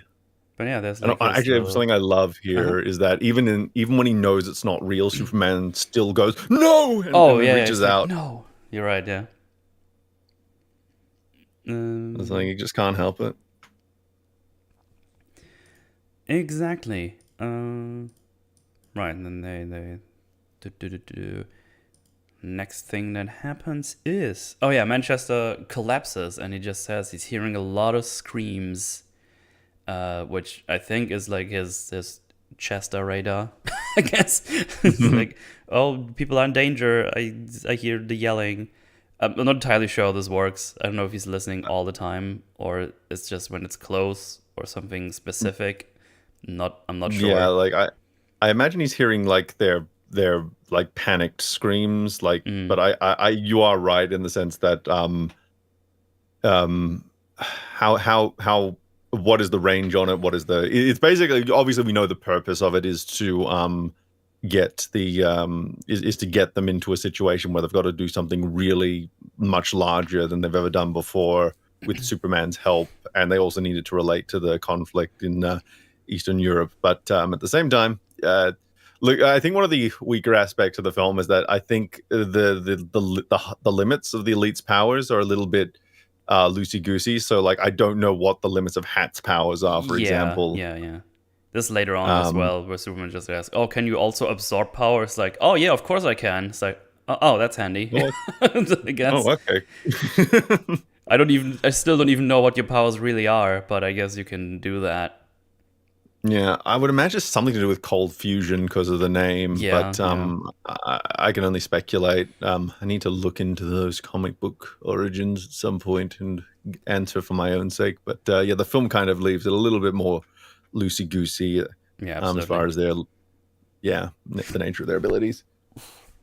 So we see like a complex or like tunnels being attacked. Apparently they're being attacked from both sides of the tunnel, so all sides are blocked off, and the tunnel goes underwater, and the tunnel is about to be flooded. And they tell Superman that, oh yeah, this thing is going to collapse very soon. We can't really just get in there. And also, just to make that clear, it's 2 separate tunnels that are being flooded right now. So Superman can really go to both at once, is the idea here, I think. Yeah, so he's got it will require a team effort to get them out, because, or at least he says he is. I'm actually not sure if he needed the help or just wanted to test them, how they would react in this scenario. I think it might be a bit of column A, a bit of column B, because the way they get them out is that Superman theoretically could have done a lot of that himself, but at the same time, it requires the combined strength of him and Manchester to lift it out. So meaning that Superman would have been under much greater strain to do that. Was he the one who cut them out, or was that one of the others that cut them out? No, Superman does it with the laser. He goes underwater, cuts the whole big block. Yeah. And he starts lifting it up. Mm-hmm. And Chester's just kind of helping him. Yes. So I think... and then after that, Had is summoning like an ice dragon and freezes the floor, the ground below them, or the water, so they can put them under safety. The reason is why I think he doesn't actually need to help is because he's not even faced by the whole block on his shoulders. While Chester's just like, and even Menagerie is like, oh, he didn't do it all by himself. And Superman is just like floating there with the thing, because I'm pretty sure he could just do this on his own. Yeah, but though I think my question. Yeah, though I think my question there, I do think it's mostly a test. Though I think a lot of his lack of strain might be because he has that support. But I think he could definitely do this on his own. Mm-hmm. I think it would just be much harder for him. So it's like, this allows him to focus on a specific task rather than having to do all the tasks himself. So I'd say it's kind of like one of those situations where the help is appreciated, even if it's not 100% necessary. Mm-hmm. Absolutely, yeah. Had is just sitting there waiting for his cue, having drinks, just chilling. Yep. Even Coldcast, I think, at some point asked him, "Oh, do you even actually have the power for this?" And he's like, "Just don't ask me that question right now, please." I'll tell you when it's over. Yeah, because he is definitely using a lot of his power right now. Just like, you got to remember, there's also all that water on top of it. All the water as well. Yep.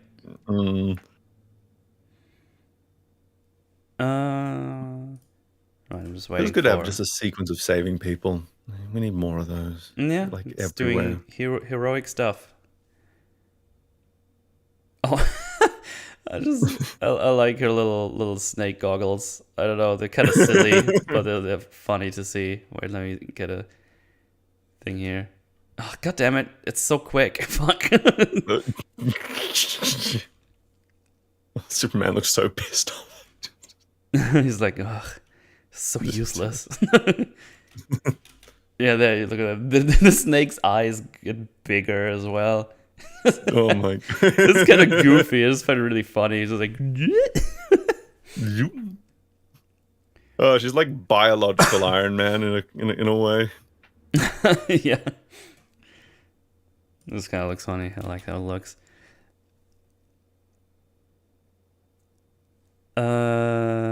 But yeah, where's Head? Come on, Head, do your thing. Oh, she also can get like little goblin ears with her snakes.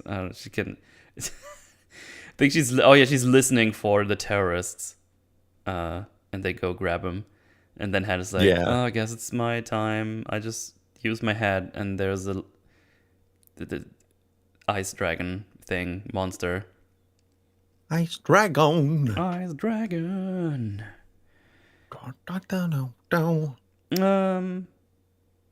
Yeah, there you go. Down you go. They're just doing all the ice, and he slowly puts it down, and gently. He just goes back down to sleep and has another drink. Hashtag relatable. Yeah. So they're all being safe. Superman's like, yeah, good job. You just need a name soon if you continue doing that. I also like that we get to hear Superman say wankers. Yeah, it's true. Not bad for a guy who just kicks the snot out of wankers. Yeah. Oh, and then we get the first major conflict and the difference in their policies and ideologies. Because Chess is already like, oh, there's the fuckers. I'm just going to grab them with my telekinesis and make them bleed. It's like, tell who you're working for. And just goes like full evil and makes them bleed out of their eyes and nose. And it's like, Jesus Christ, you're an angry fella, aren't you? Yep, and we've seen that he can be gentle with his telepathy. So we can only presume here that he is he's not just doing this because that's how his powers work. He's doing this because he's pissed off and he wants to just make this extraction as rough as possible for them. Mm-hmm. Exactly. So he just continues with that. And it's like, I'm going to turn your brain into scrambled eggs or something along those lines. Superman's like, stop, you will kill them. And Chess says, that's fine. They deserve it. And we can't let them get away with this. Superman agrees, but not like this. We won't do it like this. And we're not just going to fucking murder them. We're going to... There's a little thing called due process, trial, all that stuff. Like, we're the people who stop them doing the bad thing. But we're not the people who decide their fate. That's not us. Yeah. Oh, yeah, and Menagerie just straight up kisses Superman on the mouth. And we get just... Assault! Get a really funny thing right after. But yeah, let's just finish this part, I guess. So yeah, they just want to eradicate the evil people, or they perceive to be evil. Is probably the better way to tell it. Yeah. For later context, because they want to do it by their rules. And I just now realized why you call them power nipples yesterday in our DMs. I just realized. I haven't seen that the whole time. Just look at the fucking things. Why? Why is this? There's not even the nipple. It's just the thing outside. I forgot what it's called. But why? Areola? Yeah. This is just body paint. He committed to that tattoo. Apparently this is a tattoo. So he really? got that. Yeah, because he said the Union Jack tattooed to his chest. So he literally got the Union Jack. Like, he's so... I didn't get that. I thought it was a shirt. No, that's a tattoo. That is a tattoo. Makes it even funnier. Hey, tattooist, can you please tattoo the Union Jack on my body? Oh, where? Yes.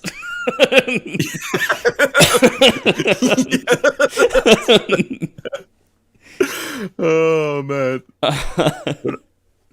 That's good stuff. Oh, God. I thought it was a shirt at first too. I've just watched this film so many times that I've noticed things like, oh, it's a tattoo, not a t-shirt. But yeah, so they're still kind of on board with each other. But Superman's like, oh, I need to get them on the goody good side without them going to kill anyone, because that's not how I do things. Menagerie kisses Superman, and oh god, what does she give her? What is tongue kissing that woman? Like, she's probably got like a little slug down there, right? It's just another snake as a tongue. Yeah, and that's why he's so wide-eyed, because he's just feeling this snake wriggle down his... I was enjoying this in the first nanosecond, but then it's like gross things. It's like, ugh, not my king, not my kink. Exactly. Yeah, and then we just cut from the TV to Lois. It's like, what if I glued slugs to my neck? Would you like slugs to my body? Yeah, that's great. But she's not being a retard about it. Because she clearly saw what was going on. Yeah, she's more teasing. Like, yeah, she's more like she's got like an understandable frustration, but it's like in a teasing sort of way. It's one-sided, and better stays that way, she says, or something along those lines. Oh yeah, but yeah, they're just teasing each other. Clark is like, she was excited. We just saved a lot of people. It was the first time saving a lot of people, so they were visibly excited. Yeah. Pam was excited. Oh, it's Pam now, is it? Right? Oh, it's Pam now, is it? Oh, okay. Their conversations are fucking great. I love it. Ooh, yeah. Sexual harassment. But yeah, she tells Clark that she dig deeper and she wasn't able to confirm any of Manchester's story at all. But the internets, oh man, the interwebs is on fire about these guys. Oh yeah. And then Clark just says, yeah, because they didn't see them lobotomize them on the spot right there. Yep. And what I love about this scene, and I only really picked this up on my latest viewing, is that they don't just take Manchester's word for it, even though it's a vision. Superman is too smart for that. He's just like, Lois, fact check this. I want to know if what he told me, what he showed me, was actually what happened, because this could be faked. This could be, he could be yanking my chain, and I do not get a good vibe from what he just tried to do. Which is understandable, because he just saw them do this shit, and they were also behaving kind of sketchy a little bit. Oh god, why did I open Twitter? Why did I do it? It just comes up with Jared Leto as a subject, and then someone tweeting Jared Leto is Joker, and it's just basically a highlight reel of his scenes from the Snyder Cut. Oh, why? Okay.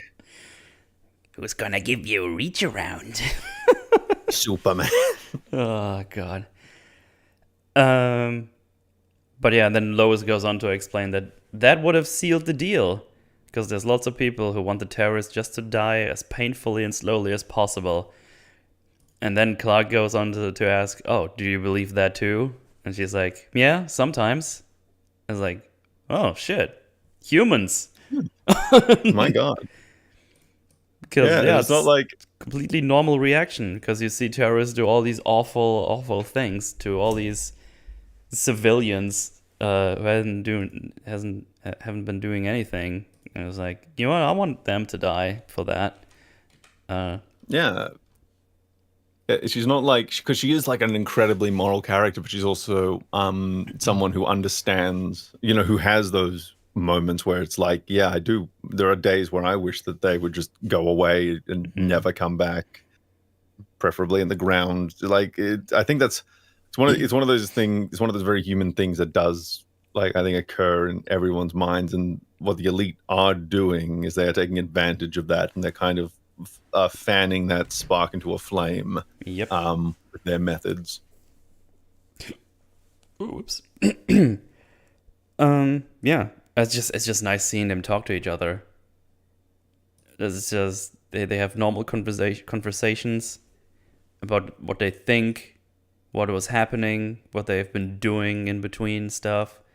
Because I have a pretty good understanding what these people think, what they do, and I like them, the characters. They're not just like, here, I'm here too. I'm going to talk to Martian Manhunter. I love you. Mwah, mwah, mwah. I love you. Mwah, mwah, mwah. We never have any normal conversation. Mwah, mwah, mwah, mwah. I'm going to get into the bathtub with my shoes on. Mwah. You freak! And my socks. But yeah, then we see Chester appearing on screens all around the world to address the public. And Lois just says, how are they doing this? Can you do this? Just like, no. Looking at Clark, can you do this? This is really funny. Oh, it's great. And actually, before this point, they mentioned a couple of times, oh, you're almost ready to pick a name. Oh, you guys should pick a name. And in this scene, they pick a name. They pick a name. So yeah, because Chester addresses all the bad guys out there and tells them that they are the elite. And they are watching now. And if the bad guys don't behave, they will blow their houses down. So pretty much telling them that they're not bound by any laws and they do whatever necessary and what they deem right to stop the evil man. And then there's like a line at the end like, you asked for us, world, so here we are. Yeah. Superman is not amused by this because he doesn't want those lawless vigilante heroes going around. He already has Batman to deal with. No, wait, Batman doesn't kill people. At least most of the time. But yeah, these lawless vigilante heroes just going around killing all these bad guys because that's not how we do it. And he just tells Lois to get her coat. It's just like he just immediately changes into his outfit. It's just like, This is bad. We're doing this now. No sex tonight, love. Oh, fuck. blame Mr. Black over there. Yeah, maybe they had sex in the Fortress of Solitude. We don't know. Actually, no, he leaves. True. He leaves and she's alone with the robots. Oh, no. Never mind. Anyway. That's called the backup squad. No. They have multiple settings. Like Meme doesn't get into the bathtub without his helmet on. Hey. We all make our choices. Yeah. I don't have hair to wash, so, you know. On the topic of the Joker, though, how do you two feel about the Barry Keoghan scene? I actually haven't seen it. I saw there was something around, but I frankly didn't care enough to check it out, to be honest. So I don't know. Have you seen it, May? I did. I'm of two minds about it because I like it, but I also understand why it was cut. Because it's like I kind of like the idea that because it kind of it turns Joker into it's kind of a fresh take in the sense that he's not like a proper antagonist. He's more of a Hannibal Lecter type that Batman occasionally seems to go to for advice on and insight into the criminal mind. So I think that's an interesting approach. But I also understand that it's not wholly necessary for the story either. Wouldn't mind seeing an extended cut where that's put back in, definitely. But I understand why it was cut. But I liked it. Not sure how I feel about his look because you get a little bit of a better look at his because you only got bits and pieces in the last one. Now you get a better look at him. I've got mixed feelings about the aesthetic, but it's better than Jared Leto at least. So that's something. That's a good bar to cross, I think. Good bar to pass. I think so. Being better than the Leto one. Fucking cringe Joker. Makes me want to die. Yarn. Anyway, Superman.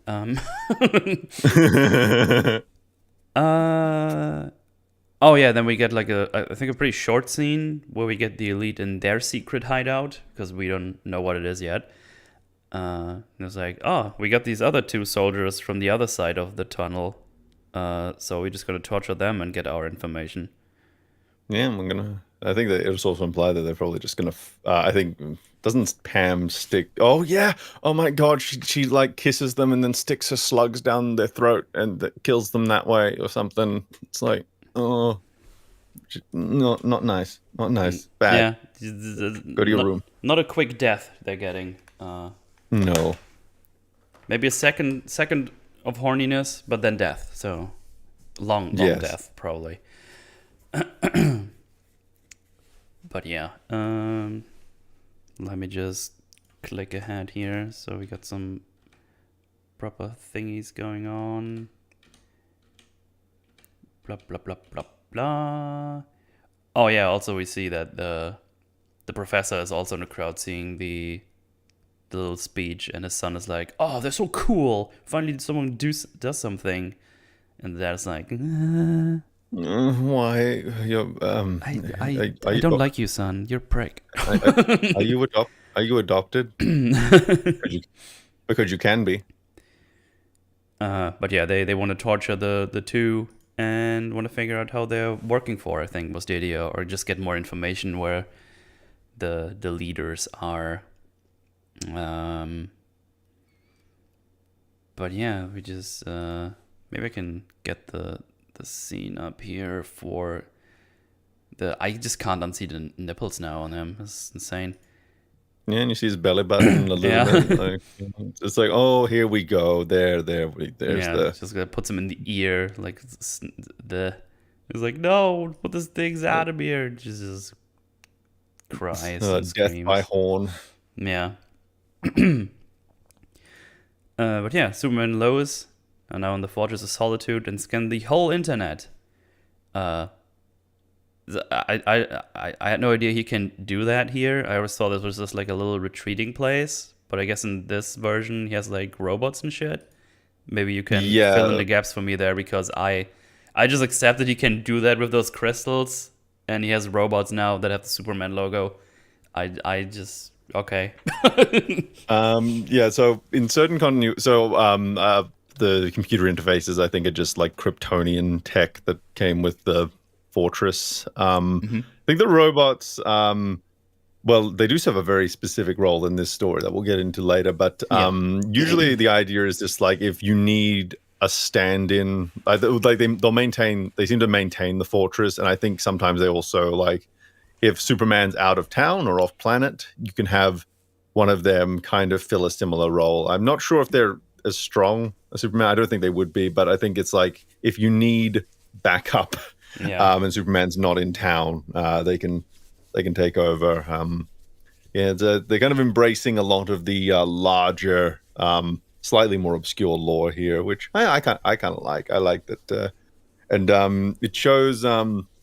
What we're doing here is we're doing two things. We're establishing that their base, the Elite's base, is in between dimensions, which is why they're having trouble tracking them down. So that's why Superman just can't get to them. We also established that they can detect when the teleports happen because there are energy things, and this is kind of really cool. So they're talking about how there's this this base is in between dimensions. It's beyond their reach. And then I think I wrote down the quote. Let me just get it up. Or did I write it? No, I don't think I wrote this one down, but I think I do remember what it is. I have notes. Where is it? Notes, save me. Speculate. So they're talking about this location that they can't reach in between dimension, which very naturally leads into Superman pondering, has the world moved on to a place that I cannot follow? Yeah. So that's a very nice touch there. It's just just nice, because he's just not accepting that his thing that he's doing might not be the only way to do things. So maybe this is now the right thing to do, the way the world has been going on. So he just not he doesn't just concludes, it's like, oh, my way is the good way. Maybe the other ones are actually onto something. I don't know. So he's doubting himself. yeah, it's an introspective moment for him, and I think it's very, very good. Yeah, there's also some more funny banter as well. Yeah. What was it? Oh yeah, where is it? Oh yeah, the robot says that there are millions of entries about the elite, and when Superman asks how many of them are informational, the robot says 0. And then Lois immediately asks how many of them say the elite rocks, and the robot says 2,800,000. That's great. This is good shit. like dry shit like this is always great from robots. But they just like, oh, that was for me. I have the information. There you go. It's great. There you go. It's like if Google was a guy kind of thing. But yeah, but before you can elaborate on the whole, maybe I can't follow this world, they find a rift opening and Superman just goes there immediately. And then we get some, I guess it's like a night show reporter thingy, where he and the professor talk about the elite. Oh yeah, and I think this is like one of the things I wrote down. I actually wrote down the full transcript because I think this is really good. So go ahead. Obviously, I didn't write down the very first bit where the announcer guy's going like, but basically he's going, yeah, the elite are good shit. They're gonna just start fighting our battles for us. They're really doing stuff. La la la la la la. And then what's his name, Superman advocate professor person goes, might makes right has never been a productive philosophy. Put aside the rhetoric and analyze what Mr. Black has said. He said he's gonna kick some ass. Without the rule of international law, diplomacy, dialogue, there are people you cannot talk to. That's who the elite are for. But what happens when the elite turn their attention away from these people and turn against you? Why the hell would they do that? I'm American. We're the good guys. And what this shows is that it's very clear that the people who can't see the issue with the might makes right philosophy are ignorant of the fact that if might makes right, and that means that the mightiest person can decide who the bad guys are. So what if Manchester, so they can't see that Manchester might decide, maybe the American government and the American people aren't in favor of what I believe in. Maybe I can just bulldoze them because, I'm the mighty one. Yeah. I'm the one who gets to decide the rules.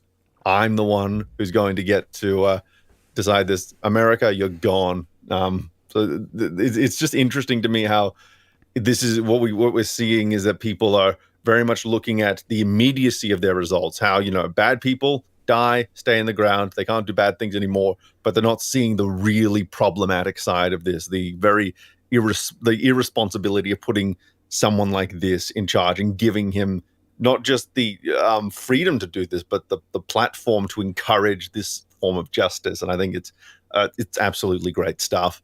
Yeah, I don't have anything to add. That's exactly it. Yay. Right, yeah. Superman then approaches the place where the elite are, which I guess is like Albiana or something. I like how I forgot the name again. It's just such weird names. Such weird name. I have it right here. At least I thought I had it right there. I have more notes than I remember. But yeah, it's one of those places. I don't need to waste time to just look it up. But while he is approaching, this is like a big explosion that is happening, and it looks like those have killed a whole bunch of people and weakened Superman considerably.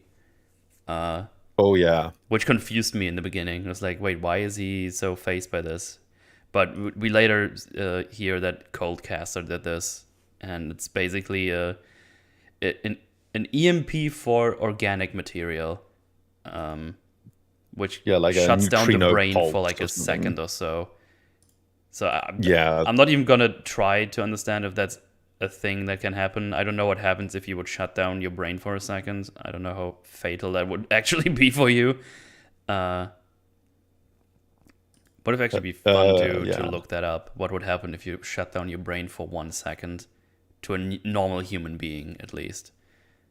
Yes, because obviously Superman here's probably got a little bit more resistance to such things, which even then he's like fucking knocked down to shit. Because we just see this visual when Superman arrives, like, oh fuck, like those are all dead.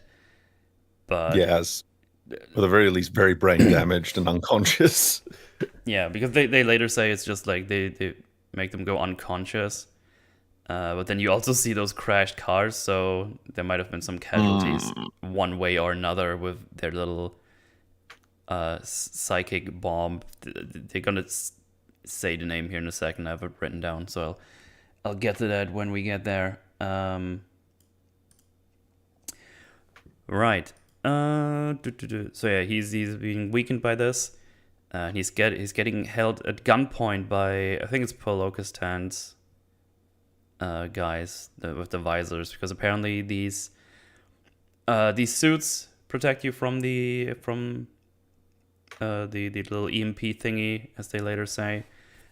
Yeah. But yeah, the Superman gets saved by the elite, who absolutely murders these guys, and not necessarily quickly. If you just look at this guy right here, he's just getting crushed, all his bones. This quite is like grim. Cruel and unusual. Yeah. And what I really like about this scene as well is that they show with the very first move the elite makes is to crush the gun out of the guy's hand. Yeah. So that's a non-lethal move. What this demonstrates is they could 100% have intervened without any loss of life. They have the ability, the capacity to render these guys inert without having to kill them. So the fact that all these guys are dying here, that is a choice they're making. This is not a matter of necessity here. It shows the kind of people that they are through their actions. And Superman, as we can see here, is horrified. He's looking on in horror. It's like, this is not what I would have done at this point. This is not the right way to do things. Oh yeah, he is not thrilled, not thrilled at what is happening. But yeah, and rightfully so. They kill the rest of them. Like, look at these fucking monsters the head guy summons. It's like creepy ghoul ghosts. Like, Jesus. It's the last thing you see before you die. Yeah, well. They drag the guys down in the hole. And like, who knows what they're doing? Like, they could be literally be getting dragged down to hell for all we know. Like, this is horrifying. Yeah, it's trying to grab on. It's like, nah. Oh my god. And let me see, Chester just crushing them. Easy, no problem. Also more damage to the city, I guess. Yeah. Thanks, Chester. Yeah. Oh yeah. This is pretty funny though. Menagerie tells Head, you have terrorists on you. You have terrorists on you. He's like, ew, and just flicks it away. This is actually like I think ratings wise, like as far as like, you know, MPAA stuff, I think this might actually have the lowest rating of all the DC original animated films, because this is violent, but usually it gets a lot more violent than this, which I think is kind of funny. This is the one where they said, you know, we don't have to go too edgy with this. Oh, I see his belly button. Yeah. The Superman falls unconscious, and they put them in their hideout, and they have a solar energy drip, which I just did a little people sauce on that one. I was like, why do you have this? This seems like a very weird and specific thing to have. Yeah. It's the kind of thing I could believe is in the Fortress of Solitude, but like, why is it on this weird ship thing? Because it doesn't look like it's been like teleported in here. It looks like it's part of this ship. Like, see, it's like rooted into the thing, the ship, which is also a living being, as we will know here in a little bit. Is like, yes. I don't know why you have this. This is like, okay, I guess It's not a huge issue. I was just like, why is this? I'm confused that you have this. Yeah, it's one of those things. It's like, it's not impossible. It's just kind of like a head tilting moment of like, oh, Yeah, it's lucky you have that on standby. We've had this for years. Finally, we can get some use out of this. It came with the ship. We didn't know what to do with it until you sure enough. We tried drinking it. That didn't work. Actually, kind of bad drinking sun fluid or whatever this is. Kind of.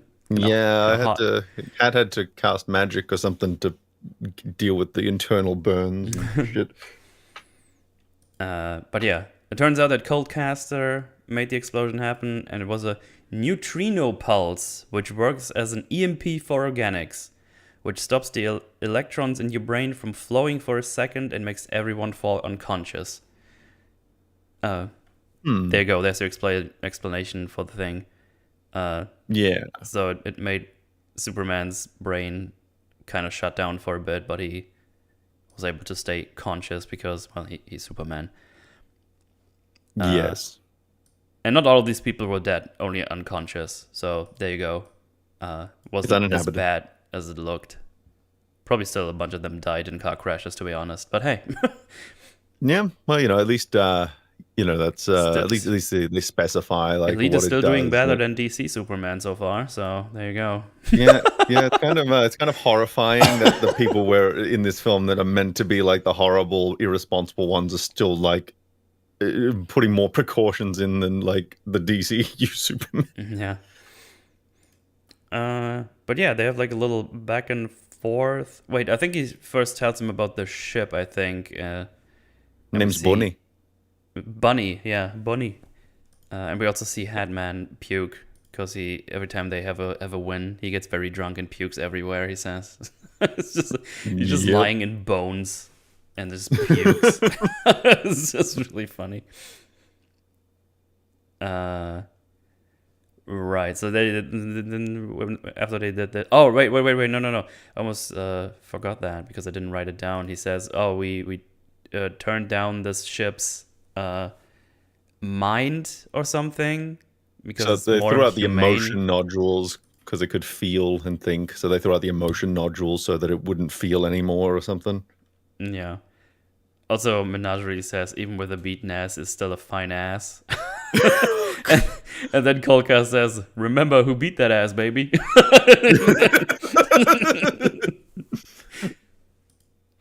Oh my goodness. Yeah. Back to horny jail. Oh yeah, bonk.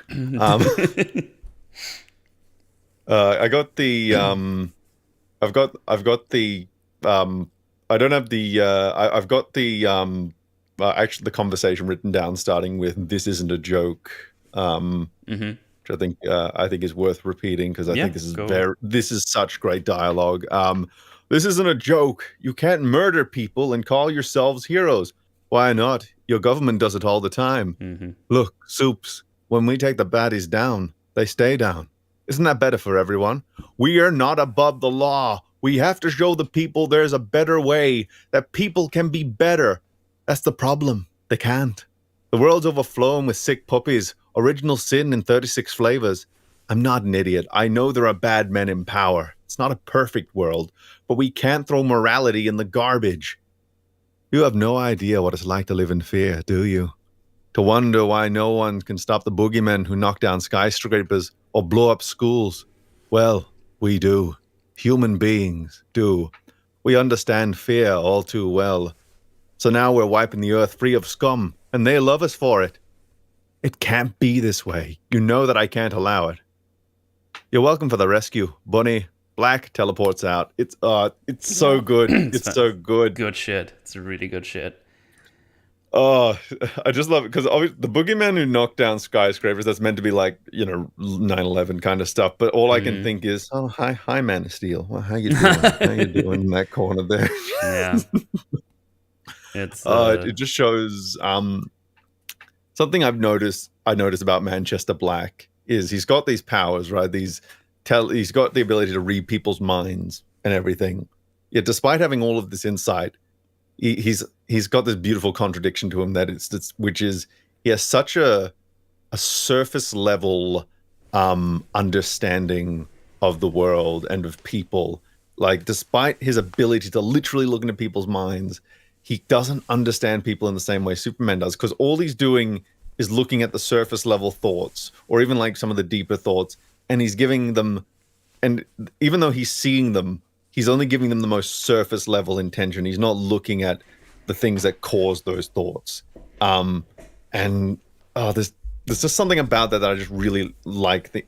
I just really like that he's both got the most insight into any person out of anyone on the planet, as a telepathic, but at the same time he has no ability to interpret that information in anything but the most black and white, superficial way, and it's just it just shows they worked for this. They really worked hard on this for the writing. It's really good. It's really good shit. I love it. Yeah, it's great stuff. They both. Superman is just like with his ideology, or it's like his ideals rather, just stays on that course. Like, you can't just go around and kill all these people. While he's in his mind, in Chester's mind, he just wants to get rid of all the scum forever, and the only way to do this is to just kill them, because in his mind, people just can't change it all. Yeah. It's just really good. We're pretty much set up right now for the conflict in ideals here. Absolutely. They both have good in mind, in theory, but one way might be the more moral way to do it.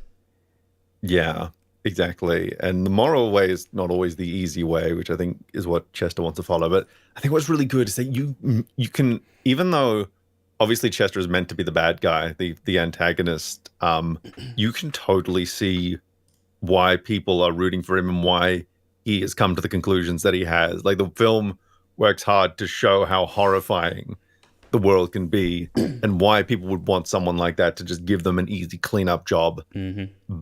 But, then, of course, we have Superman coming in from the rear to just remind us, well, it's easy now, but what is this going to affect long term? What are the consequences of these actions?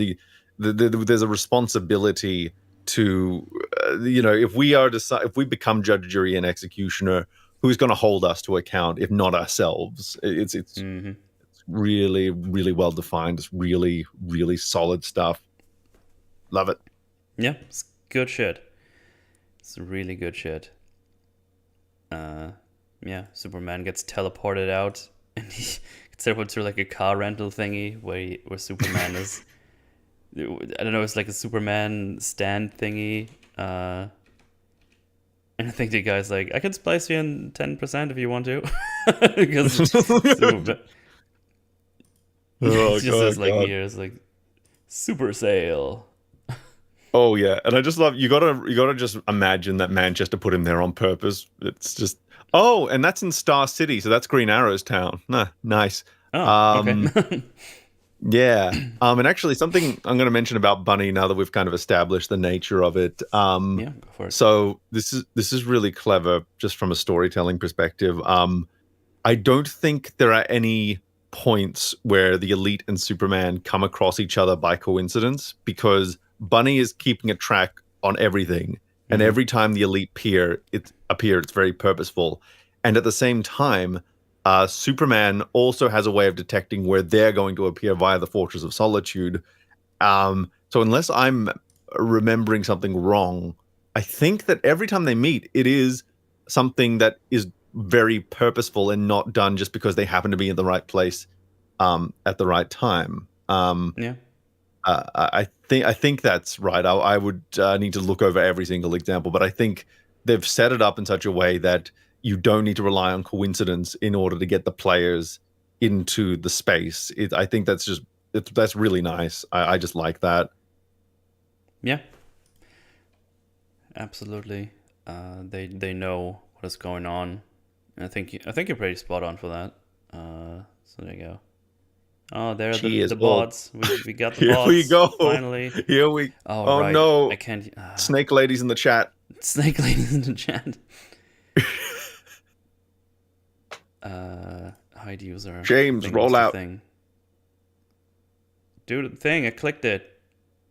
Do it, you prick. No. There you go. There we go. It's kind of annoying because on the OBS chat, it has like the 3 dots to click on it, but nothing happens if you click on those 3 dots. So I have to get the pop-out chat from the background. That's infuriating. It's so dumb because the button is there, but nothing happens when you click it. That is ridiculous. Yeah. But yeah, no hot girls and boys for you, chat. Sorry. Bonk. Sorry. Get bonged. But yeah, then we get Lois trying to get more info from the MI5. But they just say they can neither confirm or deny whatever she claims. And she just goes in a little alleyway and calls back to work. I guess just calling back to the Daily Planet. And she gets interrupted by Vera, who is Chester's sister. I don't know why my brain struggled there with that sentence. I think I'm just going. The IQ is just going down by the day. But yeah, she's getting interrupted. Were you lobotomized by Chester? Was he reaching out so you wouldn't get that information? Yeah, I think so. But yeah, Lois getting interrupted by Vera, who looks very Matrix, by the way. I just noticed. Just look at her. Oh yeah. Because she has That's info standard on issue. that is standard issue MI5 gear. Yes. Yeah. It's what Alfred wore back in the circus days. Oh yeah, he looked tight in those boots and coat. Oh yeah. But yeah, she hands Lois a USB drive and says he's misguided, but he saved her life and she wants to save his if she can. And he isn't the only one who had his memory wiped, I think is what she says. I'm just gonna double check that very quickly. Something about memory. What was the time code? That would be, let's see, it starts at 39:15. Okay, 39:15. Yeah, it's just funny. Right after that, she gets taken away. Lois gets taken away by one of the super bots. Should we go back to Metropolis now, Miss Lois? Miss Lane? Yes.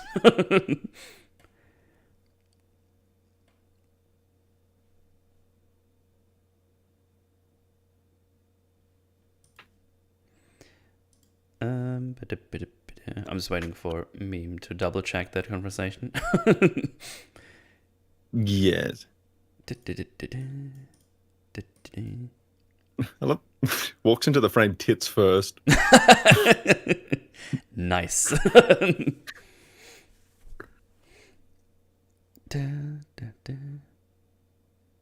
she wearing a collar?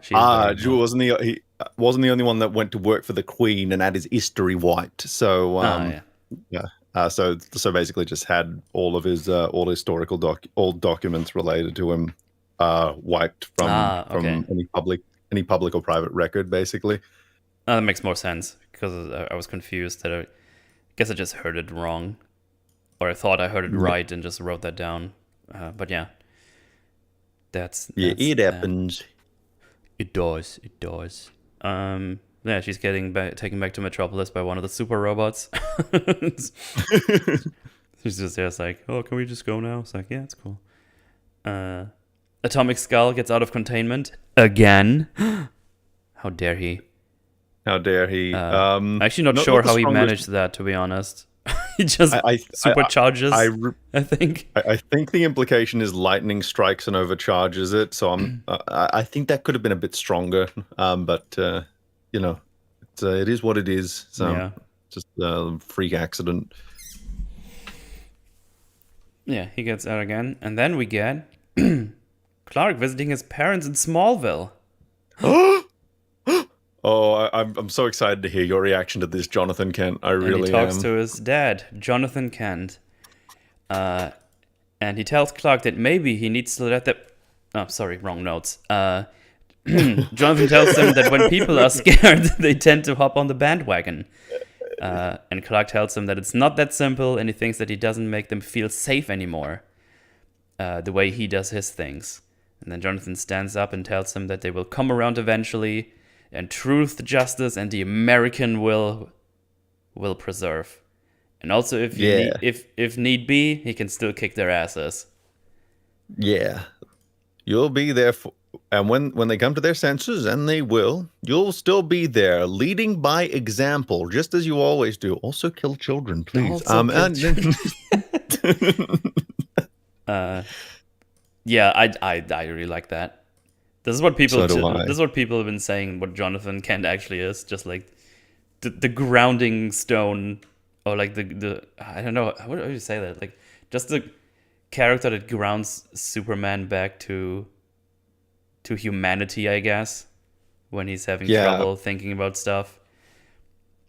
Yeah, I always love it because obviously there are good ways to kill Jonathan Kent and make it really meaningful, but at the same time, I really like it when both his parents are still alive, because I think that makes him really unique amongst superheroes, to tell you the truth, that he has two parents still alive who love him, care for him, taught him his morals, his values, and most important and most endearingly of all, he can just fly home whenever he wants, and he's just like, Mom, Dad, I'm just having a hard day. The world doesn't like me right now. Can I have some apple pie, please? Yeah, I could go for some apple pie. That sounds great, actually. Yeah. I'm going to be eating so much next weekend. I can't wait.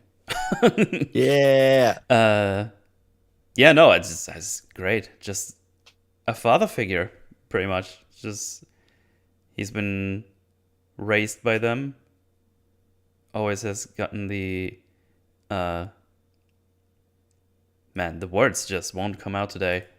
He's just they raised him, and I guess he got like a lot of the ideals he has from Jonathan Kent, I would say, because he seems to be a pretty grounded guy with his little farmhouse and anything.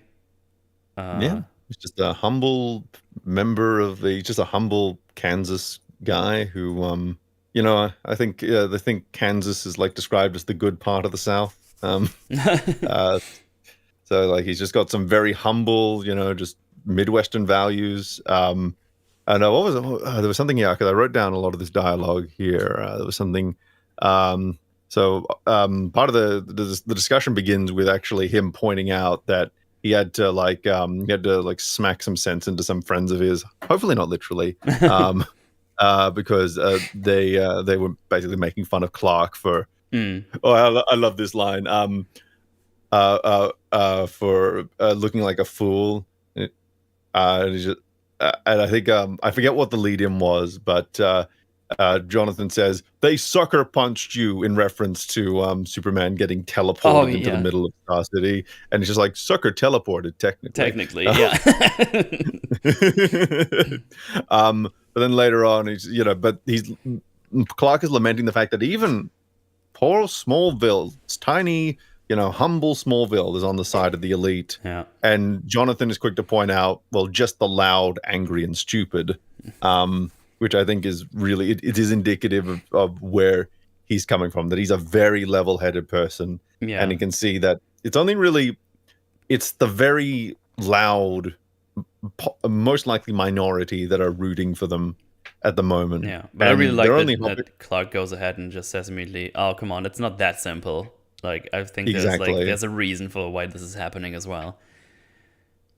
Yeah, like that's the thing. Like it shows, well, I think that shows the apple didn't fall far from the proverbial tree. Yeah. In the sense that Jonathan's trying to rationalize it, and then Clark has kind of taken what he was taught and he's kind of evolving it even further. It's like father, like son thing, and you can tell it's such a, again, like this is the one scene with Jonathan in the entire film, yet you get so much with this interaction. I think it's fantastic. It's really good. I think it really is. I enjoy it a whole bunch. Ooh, But yeah. they never got to eat the apple pie, and I'm very sad for Clark. 0 out of 10. 0 out of 10. Then Lois calls Clark, and she just says, "Home now," pretty much. Because Atomic Skull is fully loaded, charged up to the brim, full of coom. The atomic power is coming out of all those blowholes. Yeah, he's cracking under the pressure even. Cracking. Look at that. He is the atomic cracker. Oh no. Oh no, cancelled. Oh no.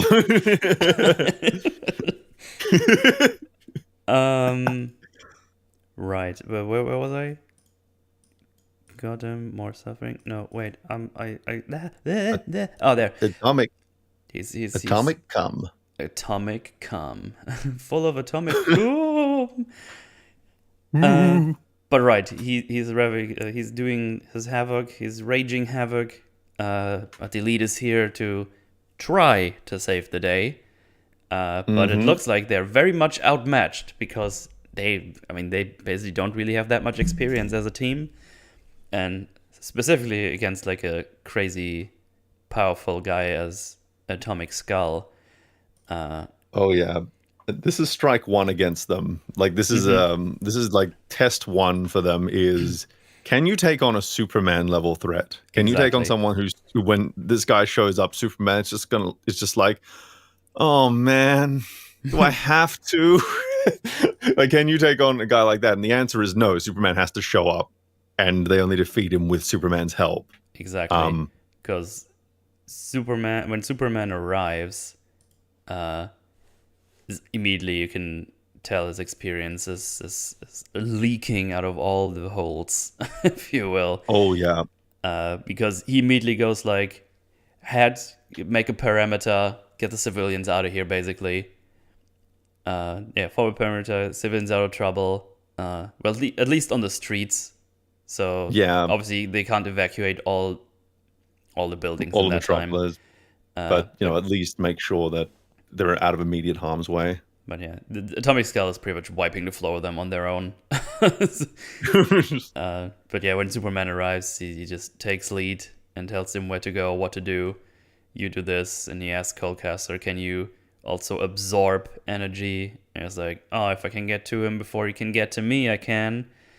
And so they create a distraction and suck up his energy to a more manageable level. To be fair, Chester is doing okay for a little bit, but he's like struggling hard against this kind of power, and like his nose is starting to bleed, and he gets yeeted away. There comes Superman, and just definitely. And the thing is, right? We know what we learn later, as you said, is that we know that Coldcaster could have taken down Atomic Skull, but it's not his powers that stopped him. It was his mindset. It was the fact that he was focused. He has got one mode, and that is blast, blast, blast, blast, blast until it falls down. And if he had just thought about his other applications for his powers, like Superman often does, he would have been able to take down Atomic Skull. But instead, we have a case of just blast, blast, blast, blast. Why is this guy who's like powered by radiation not going down to my radiation blast? How is this happening? What's going on? Guess they need to go back to beat up a couple of wankers, I guess. Yeah, I'm going to go back to the wank beating. Yeah. When Superman arrives, he tackles him around. He does like a big blast onto Superman. And we saw earlier that the professor's son ran there to catch a glimpse of the action, if you will, because he's a big old The Elite fan. Yes. And then we have this questionable, like it's good from a character point of view, questionable from how does this happen the way it does moment. Yeah, because he covers up his son, and only he gets stonified, dustified, whatever. No, weirdly enough, he gets stonified. He never turns into dust. I don't know why. And I don't know why that was enough to protect the son. It is an important thing to happen for what's coming after this whole ruckus. But also looks like the blast went much farther than only them. Yeah, so that should have wrapped or is around it? and then gotten the sun too, I think. Because we see like a bunch of people here, and they seem to be fine. So I don't know. I think they didn't really think about that when they made this frame, I guess. Yeah, I think there's a couple of oversights with the skull's power there. As for why he doesn't turn to dust, when I was watching the scene, like the only thing I can think of is that his son is just being very gentle. He's lowering him down so he doesn't fall to powder. Don't powderize, Dad. We'll get you into the casket yet. He should have thrown his son out of the way. Yeah, that would have been better. Like throw him into a building that's not going to get affected or something. Yeah, that would have made it a bit more clear, I guess, at least. Yeah, definitely. But yeah, we get this whole thing. He tells Headman to set up a perimeter, which he does with like huge statues, which look pretty cool. Just do this and just walk the civilians out of the way, pretty much. Yep, those big old samurai guys. That's his perimeter. It works. Civilians are running away, and that's all that we wanted to happen. Exactly. Right. Yeah, they just have their little fight going on. Just nice fight. Yeah, Skullcaster, can you get the power of him? They create a distraction. Skullcaster jumps onto his back. He soaks out all of the energy out of his blowholes.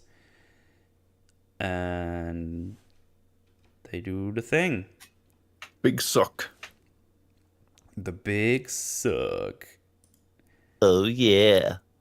And then Atomic Skull is not done so yet. And then we get Chester getting ready for the killing blow. And obviously Superman is like, no, he's going back to jail, buddy. Like, you're not going to kill him right there. But what happens is Chester tells him that he's stupid. And it's like, you already caught him multiple times. And he's just going to escape again at some point. This will just cause more suffering. And then we also see the professor's son crying. Superman seeing that the professor's also been stonified. And he's like, oh, I'm so sorry. Like, he realizes how bad this is looking right now. Because Chester's just riling up the crowd right now. Talking to Superman. Telling them how he basically failed in containing this guy. Or just straight up killing him. And the son of the professor's like, do it. Just end him right now. Obviously fueled by anger right now for what has just happened. Exactly. And this is again comes back to the strength of the film, which is to say, you totally get where every civilian who's calling for blood in this scene is coming from. Yeah, because they just see this all happen firsthand. They're surrounded by this, surrounding this child with the dead dad in his hands. It's like, do it. Just fucking do it. And everyone is cheering him on. It's like, yeah, go for it. And then Lois is just trying to do something. Listen to Superman, please. No, please don't. Please, no, listen, no. Yeah. And Chester does the ultimate power move. Is like, say, tell me, should I do it? Just say the word. And it's like, yeah, do it. And then he just fucking you're giving the choice to a child, right on the spot there. Yeah. And it's pretty grim, actually. We'll see all these people and just shatters his head. And Superman is not fast enough to stop his mind bullet, I guess you can call it. Yeah, the speed of thought is pretty fast. It's once you decide you're gonna release that trigger, you can't. It's not like a real gun. There you go. It goes like this. And it was like, oh, it's longer than I thought. Fucking hell. Stupid copyrightisms. YouTube is fine. Just calm down. Shh. Honey. And then we see, bam. Oh, and I just love the detail where you just see a sad look in the skull's eyes before the end. It's just like, oh, I didn't want this to go down this way. Oh, no. It's just a little bit of humanity thrown in there, even for someone as horrifying as the atomic skull. Yeah, Chester's smiling. He's like, I did great. This is exactly what I wanted. Yeah. Rip atomic cracker. Oh, Lord in heaven. Nice. Skull in heaven now. But yeah. And Superman then, like, everyone else is cheering while Superman's like, he's very dignified. He takes his cape and just drapes it over the remains. Mm-hmm. And it's just like, this is not right. Everyone is cheering. Everyone is all for it because they thought justice was served, and they teleport out. It's like, damn. Zoom.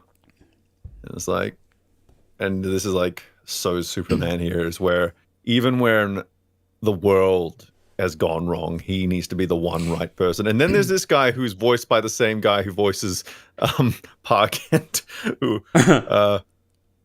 who's also Grandpa Max in Ben 10, for anyone who like wants the reference. But yeah, we pretty much just get like a little montage again, where we just see multiple ways of thinking. Like the one guy says, they kill the baddies, what's not to like?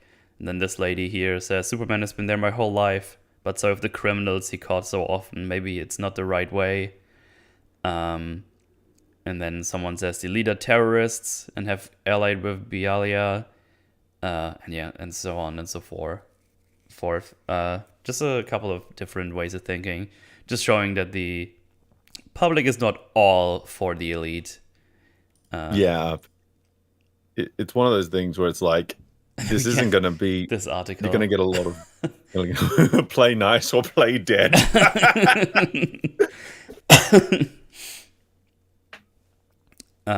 So yeah, there's definitely conversations happening regarding the elite here. Superman he goes to the Fortress of Solitude, just hanging out, probably thinking about what to do next. He also sees these kids here, and hears that the kid says, "Oh, I don't want to be Superman. You can kill people and I can't. That's not fair."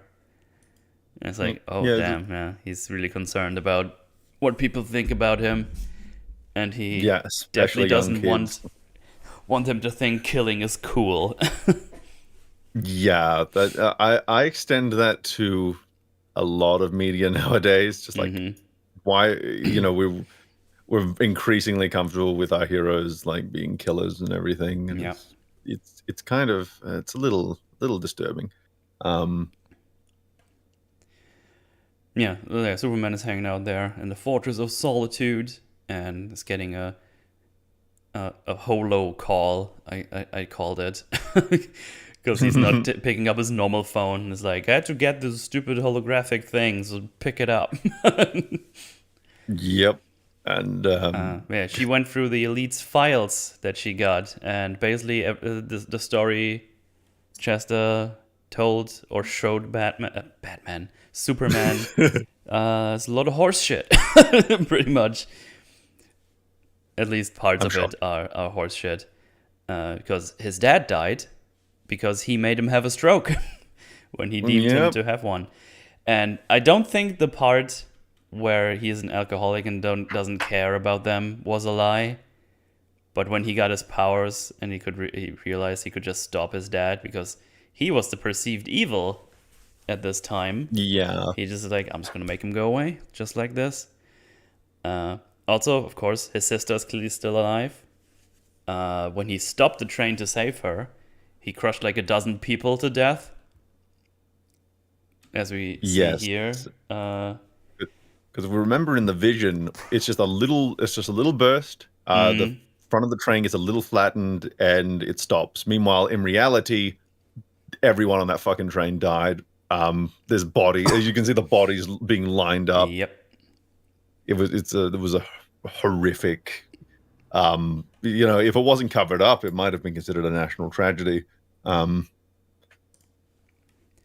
Exactly. Yeah, and apparently no one wants to admit that they tried to make an angry teenager into Superman at the MI5. That's what she says. Oh yeah.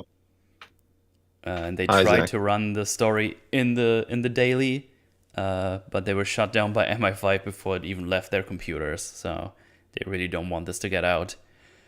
Also, the rest of the team had a lot of criminal records that have been wiped when they joined. None of them were killers before becoming powered, but all of them were dodgy as fuck. No murders, but a lot of, like, I don't know, other stuff. Probably like theft and assault or what have you. Yeah. Man, I guess she just hangs up, and then they just the elite just teleports into the Fortress of Solitude. Just right in there, just having a little talk to Superman. Yeah, have a little hang.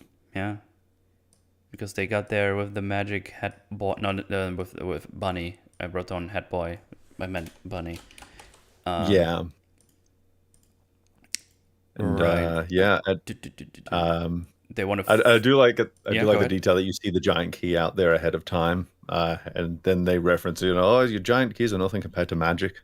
Yeah. So I think they had a talk, and Chester tells them there's no choice in the matter because you don't have the balls to kill us, but we totally kill you if we're 4 people if we get the chance. So yes, you just you don't have. He doesn't have the stones to kill them. Yeah. Oh, I think I have this. And then we get the funny thing I mentioned earlier. I think it's right here. I'll play the audio because horny Pam is doing her thing again. There we go. He might have the stones to do me. Pam, I'm handing out ultimatums. Please keep. You laughed over the fucking punchline. Oh no! Okay. We'll go back. We can go back. To do to us what we do to you in a heartbeat. He might have the stones to do me. Pam, I'm handing out ultimatums. Please keep it in your pants. Please keep it in your pants. Oh, by the way, you know what he just flicked just there? Not sure. No. Okay, so there's a thing called the Bottled City of Kandor, which is basically the villain Brainiac. Before Krypton blew up, he came to Krypton. He scooped up the entire city and shrunk it down to that size. So that is actually a city filled with Kryptonian citizens that Superman has been trying to unshrinkify for years, but with no success. Oh, okay. And so what does Chester do to all of these tiny people? He just flicks it, meaning from their perspective, it's like, oh my God, I'm deaf now. I'm bleeding from the ears. I felt that. Stop. Good stuff. That's funny. Oh, yeah. I didn't even think about that thing. I thought you were just doing weird stuff to stuff in the Fortress of Solitude. But yeah, Chester tells him then, and he can stop the bank robbers and the mad scientists of the world, but let the world changing to the elite. And we're gonna start tomorrow with Bialia. Oh yeah, it's great. Yeah. There's actually so the line kind of begins with we kind of get his perspective on superheroes and everything. So you probably wouldn't believe this, but I used to love superheroes. But masks are for hiding, capes are for play. You were the first, the best, but now you're a cliche and you don't fit in anymore. Mad scientist, idiot in underwear, bank robbers. Knock yourself out with that, love. But the real work, fixing the world, is ours. Starting tomorrow with Bialia. He turned Irish there for some reason. The northern accent's quite difficult to master. Yeah, and then they wait,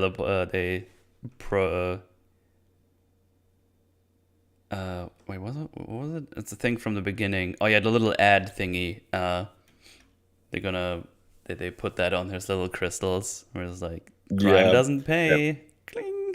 Emphasize the cliche of that, like, you know, because that's why we get that cartoon in the beginning, is to show this is how ubiquitous Superman has become, to the point where a lot of people would consider him cliche and outdated, and the cartoon is meant to emphasize that. Mm-hmm. Exactly. And I think we can just jump to the next day, where we see the Vialia Air Force just going straight to a city, and just we hear the chatter on the microphones, and they just say, attack the city, all buildings are active targets. It's like, oh shit's about to go down. There's like civilians and everything. But before they can do anything, Superman stops them all without killing a single person. And even says that we're going to stop this without killing anyone today. Yep. Now you can just Ends see now without a single loss of human life.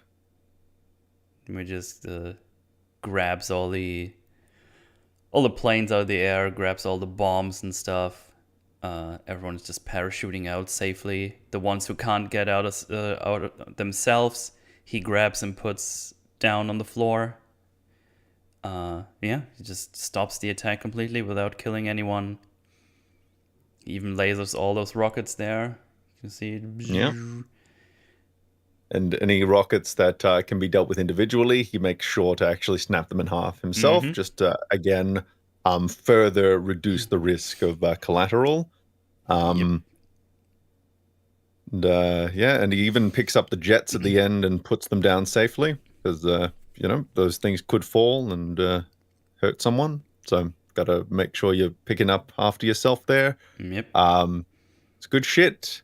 And the thing is, what I like about this is that we can show here what it's like to push Superman to an extreme that he normally wouldn't go to, without him needing to become an edgelord that's literally killing people. Yeah. This is him interfering in a foreign nation in a way that maybe he wouldn't have before. But because the elite has forced his hand, it's either he does it his way or the elite goes in and does it their way. And so his way is to try and force a diplomatic solution, basically, by just preventing them from being able to do anything militarily. Yeah. But as we'll soon find out, maybe in vain. Yeah, because he says, Chess says, oh, good job, what are you going to do now? It's like, oh, I'm just going to grab all the leaders and just going to put them in a neutral location. And just let them talk it out. And the Chester says, well, while you were busy doing this, we were busy killing both sides' leaders. Just killed them all. It's just like, oh pretty my much god. Saying it's like, oh yeah, we just put this all on hold with just killing everyone on both councils, or whatever you want to call it. Yep. And he said, oh, I read their mind. It was never going to change. They were never going to change. And it's just like, and that just emphasizes to me just how surface level his reading of people is. Like, just because they didn't have peaceful thoughts in their mind when he read them, just because they didn't seem to have any peaceful intentions when they read them, the idea that they could never have changed, the idea that they could have never, that's kind of just, it's antithetical to how Superman works. And in many ways, it is a very nice, it's very interesting and ironic that the person accusing Superman of such naivete about how the world works is himself is incredibly naive himself. Yeah. He's still, in many ways, that child who gave his dad a stroke and killed all those people in the train yard just to save one person. And it's very indicative, I think. And initially, I thought this was a plot hole. Because Superman's Fortress of Solitude can detect the teleports. But now I'm kind of realizing that because the elite is keeping an eye on everything and they were going to make their move anyway, what probably happened is Superman swooped in, started taking down the jets, and they took advantage of the fact that he was preoccupied and swooped in and killed all the leaders while he was busy dealing with the jets. So that actually tracks. Yeah. Every time I think there's, a lot of the time, this happens a lot with this film, anytime I think there's a big problem, either A, I apply the tiniest bit of thought with all the pieces in play and all the information we're showed, and it usually actually checks out. Or B, there's literally an explicit explanation that I've missed, and it usually ends up raising the film up. And that's Can I emphasize how rare that is? Yeah. That the more I think about this film, the better it gets, rather than finding more things wrong with it. It's quite rare. Like this is, this cannot be emphasized enough. That this is a very rare kind of film in that regard. It's pretty darn good. It's pretty darn good. And then Chalice goes ahead and tells him, yeah, you're all free. I stopped the war efforts and all the good stuff. And I think he tells him how shit Superman is. And it's like, man, I can't believe you did this. And Superman straight up punches him in the face while on the telly. And that's bad PR right there. Yep. I think he says something at the end, like, because the Elite try to retaliate, but then the man's just like, no. Look, Superman. Oh no, my alarm's going off. Oh no. Time to wake up. So Superman, what does he say? Yeah, he goes like, no. Leave him alone. Like, Superman, a week from now, no one will remember these nations existed. But they'll never forget the day Superman crossed their favorite son. Yep. Say your prayers, lad. Your time's up, or something like that. It's just like, you can just tell Manchester was waiting for this excuse. He wanted to get close to Superman so he could piggyback off his PR. And now that he's in a position where the public loves him, he wants to find the final nail in the coffin is him finally taking down the blue boy who, from his perspective, has led the world down a hopelessly optimistic path that is unrealistic, and all of these opinions that he has, and he's now just going to be like, I'm going to slay the golden boy, and I'm going to show that this is the age of the Elite. And they do so much work, because a lot of the time we have a final conflict for the sake of having a final conflict without the pieces being there to justify it. But we've been working so hard to get to this final point. Yep. And I've got a lot to say about it when it comes. It's gonna be interesting to talk about, I think. Oh, it's gonna come. Nice. Yeah. Yeah, they did really. We're here for a reason. We have all the chess pieces in place for a final encounter. But before that, we have another little encounter, another little chat between Lois and Clark. Just chilling on the couch, watching the telly, watching the news. And this is where they hear that... Oh, wait, I completely flumed my notes. What happened? Come what back, notepad. Oh, okay. It hasn't out. Sorry.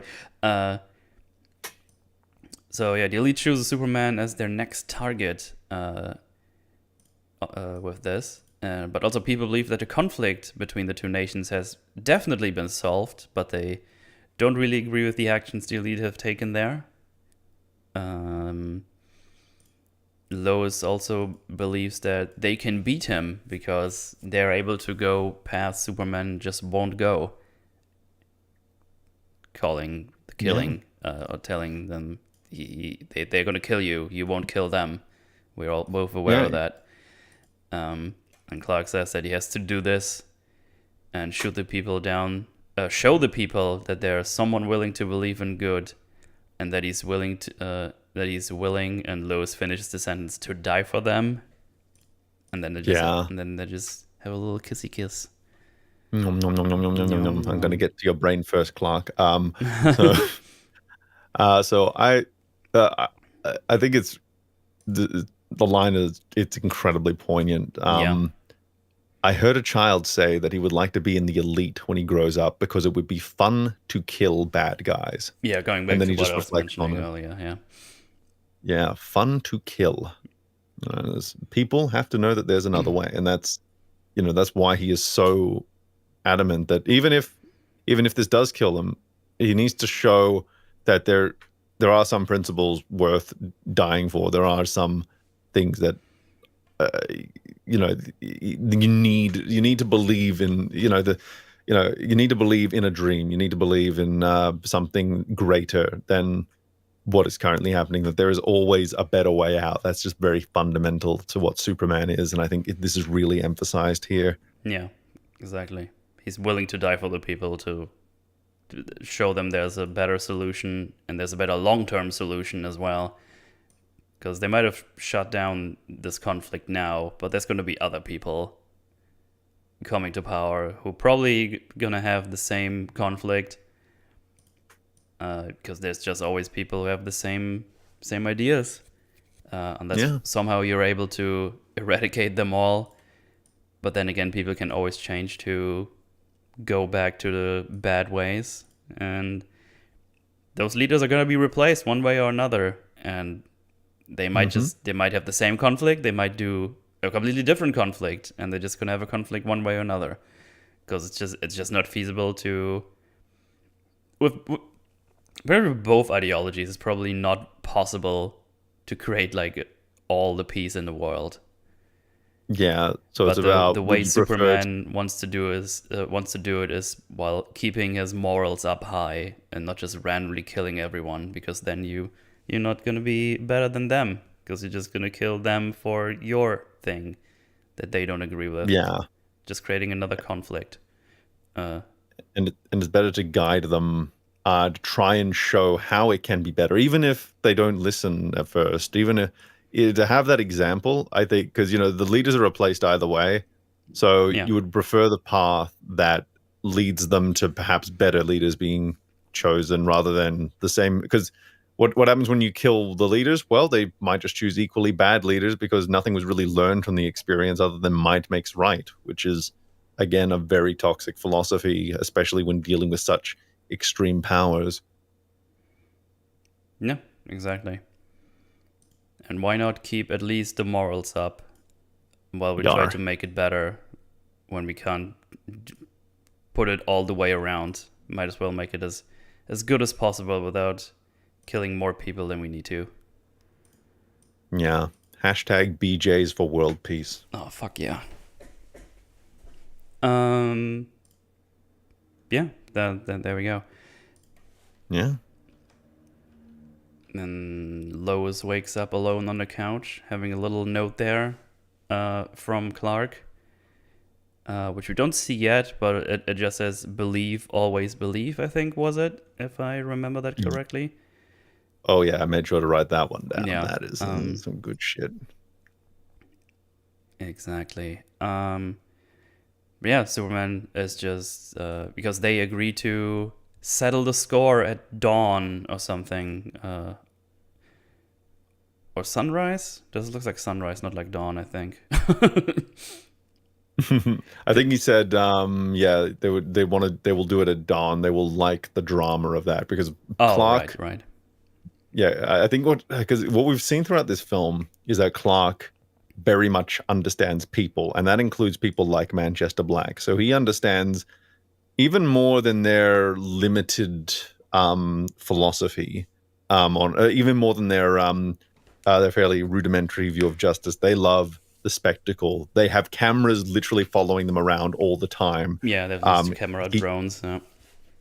Yeah, so he knows. So he can successfully within reason. He can predict two things about this battle. One, they're probably going to do it at sunrise because that's the most dramatic time to do it. It's like a Western showdown. Mm-hmm. And two, they're probably going to bring Bunny along because having the big ship above the city for the final battle, that's what you do when it's like your final stand. Talking about those two. There it is, the big old shrimp, dimensional shrimp. Yeah. So it's a big old thing. Big old. Yeah. Look at that thing. It's big old gills. It's big old. Yeah. It's got balls. Nice. As you can see on the side. It's one of those things, and it's going to be very important that Clark understands that Bunny's going to come along. Because remember, they couldn't find it in between dimensions, but now that thing's there. So and we also know that they basically turned off this thing's abilities to think for itself or move in itself for itself. Yes, exactly. Because Chester says earlier that this thing is a living organism, some kind of bacteria or something. He says, I'm not 100% sure. But yeah, like they a basically bacterial just colony. brain melted it to a certain degree in order to control it. Yeah, so they ejected its emotion nodules or something to just make it a little bit more susceptible to influence. It's going to be important to remember that. Just a little bit. Yeah, they arrive, they teleport down, and it's like, okay, let's do this. And Superman's just like, not here. There's all these civilians around, and he just says, please, not here. Like he begs them to not do it here because he just doesn't want to create more casualties, civilian ones. Again, exactly. Shocking. I know, right? And Chester, of course, liking the drama of the final request, teleports them up to the moon, gives them a little bit of oxygen. The fucking moon. It's like, this is your idea? Jesus Christ. Drama queen. And of course, cameras following them all the time. Yeah. Also, for anyone in chat wondering, Bunny provides the oxygen somehow. We just have to accept this, I think. Teleported oxygen here as well. Yeah, like an oxygen bubble's teleported there that somehow is sustaining itself. Maybe Manchester's sustaining. Maybe it's a combination of powers. I'm not entirely. No, there's probably stuff that can be. Pretty sure he says you can thank Bunny for the oxygen. He says that in a line, and that's it. Yeah, that's true. So God knows how that works. It's a thing. I don't think it's a I don't think it's a contradiction. I don't think in any way is damaging. It's just kind of weird that that's one of the things they can do. That's space bacteria makes oxygen. It tracks. Yeah. Yep. Don't really have anything else on that. Superman tells them to stand down and face their punishments, and maybe they can get out of there in one piece. And then Chester just calls him a wanker, and they start to fight. You're an inconceivable wanker. And the three of them, namely Het, Coldcaster, and Menagerie, fighting Superman. And while this is all happening, Chester's just talking to the audience and tells them all the rules that are going from now on. Rule number 1, he who has power makes the rules. Obvious, he says. It's like, okay. Rule number 2, tough love is a crock of scatters. So I guess that means it's bullshit. They don't want babysitters in spandex, but surgeons who cut out the cancer for good. And rule number 3, no more capes. Everyone who comes to avenge Superman is gonna get it worse. Viva reality. And now you know how they're gonna operate from now on if they win this fight. Yeah. Doesn't the sound dream is nice. over. The dream is over. Yeah. Just Superman getting beaten to death on live television, and this is a pretty good power set to beat up Superman, honestly, because you got a guy who does a lot of like really powerful energy-based attacks, and you've got someone who uses magic, and Superman, as they point out later, doesn't do magic. Very vulnerable to that. I think it's cool that Kryptonite's not pulled out once in this film. Not even red sun radiation. They actually find some challenges for him that don't require those two abilities, which just kind of shows if you stretch your brain just a little bit, you can challenge him. Someone just said, imagine having the power to summon anything and being called Het. It's a bit understated. But he's and then of course we see the psionic abilities being really but it's just like I can't read your mind, but I can still fuck around with your brain chemistry. All those capillaries, like little tubes of concrete, stubborn but still vulnerable, and he just starts popping them. He's just like, he's getting wrecked here. He's not having a good day. He's looks like he's been done for. And I think after this, he puts himself and the other ones, except Coldcaster, into a shield, right? We're about to get the mega nuke. the giga nukes, the nukes and all nukes. Yeah, they get the better of him, and Kokasa creates a huge explosion. Let me show it to chat here. Back.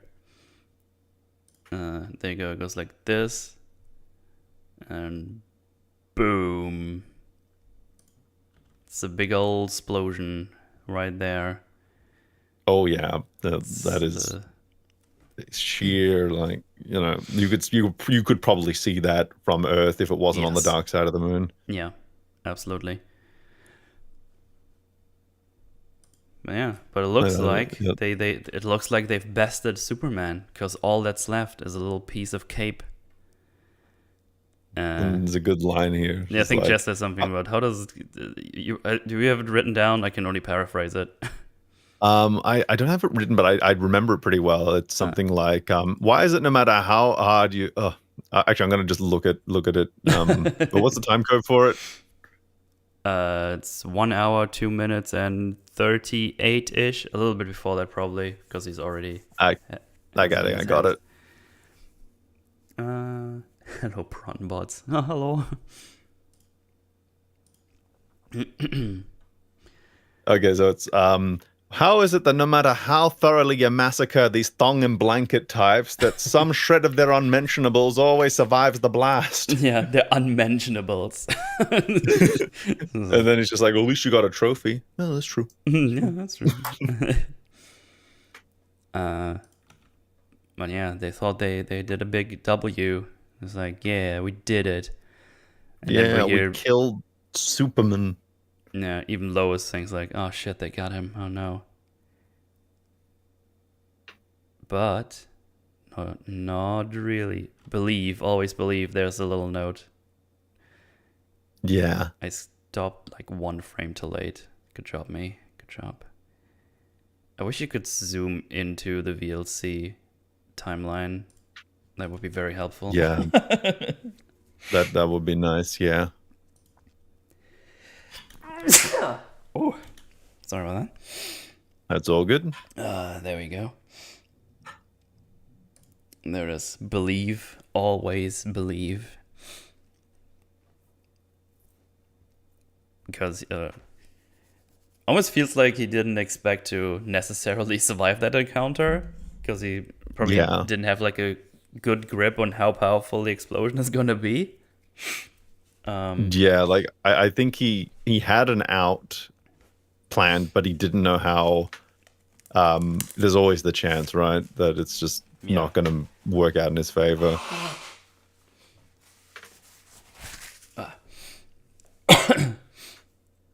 You read that wrong. He wrote it in caps lock, so he must have been shouting it. Believe! Believe! Always believe! Always believe! But yeah, all signs are like, oh shit, they fucked up Superman. What is going on here? And then, let me play the sound, because it's like a cosmic voice. It's pretty cool. Hang on. There we go. Yeah. Thank you. No friggin' way. Cool it, Hat. Cold cast? Nothing could've. That was like 15 suns exploding in his face. I made the mistake of treating you people like people. No sonar. Yeah. I've made the mistake of treating you people like people.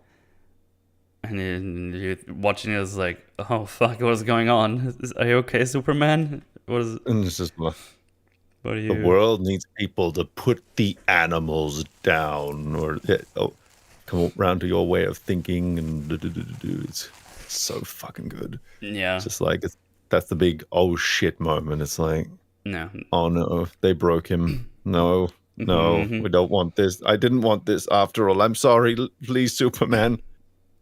Snyder time. Oh yeah. Delete had its chance.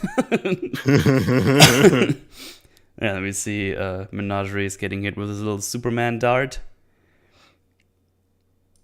And it's just like, oh fuck. And where'd that come from? And all the snakes are just ejecting her body. It's like, I think Chess says the zoo is poisoned. They're all running away or something. It's just like the poison the suit, and now the slugs want out. Yeah. So like her body is just the clothes they're in. And it's like, oh, she's dead. She killed it. He killed her. What the fuck? Need to get her to Bonnie. It's like, leave her be. She's dead already. Yeah, they're just panicking. Really, it's like, oh shit, we made him like super angry, and he's gonna fuck us up. Yep.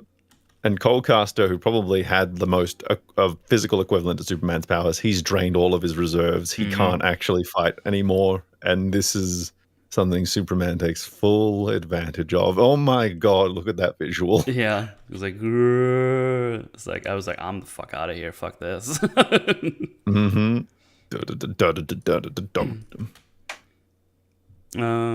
Yeah, he just systematically just gets rid of all of them. He puts them in this little tornado, in this big ass tornado, sucking up Menagerie. It's like, let her go, she's dead. And then Head says, oh, everyone knows Superman can't do magic. And he goes in there, and then he's like, oh, I can't get any air. Here's a little Chinese secret. Yeah, and then I think Chester says, oh yeah, he's collapsing his lung. This tornado is moving at like 500 kilometers per hour or something. So he's just collapsing his lung. It's like, oh fuck, he killed him too. It's like, shit. We're fucked. It's like, we need to go back to down to the planet or something. And then I think they teleport down pretty much immediately. There you go. Teleport down to the civilians, like, oh, he can't do shit here. Not with all the civilians around. He's not gonna do it. Yeah, he wouldn't do it here. Not down here. Not in front of all these people, right? Mm-hmm. Oh my friend, you have. Yeah, Lois is here now as well. They're just waiting for Superman to arrive, trying to regroup basically. And bam, Coldcast is just getting snapped. At like Mach 5, I think. At Mach 5 says Superman here in a little bit. Yeah, he just like, I think Manchester goes, where'd he go? Where'd he freaking go? And then it's just like, and then into orbit. He went into orbit at Mach 7.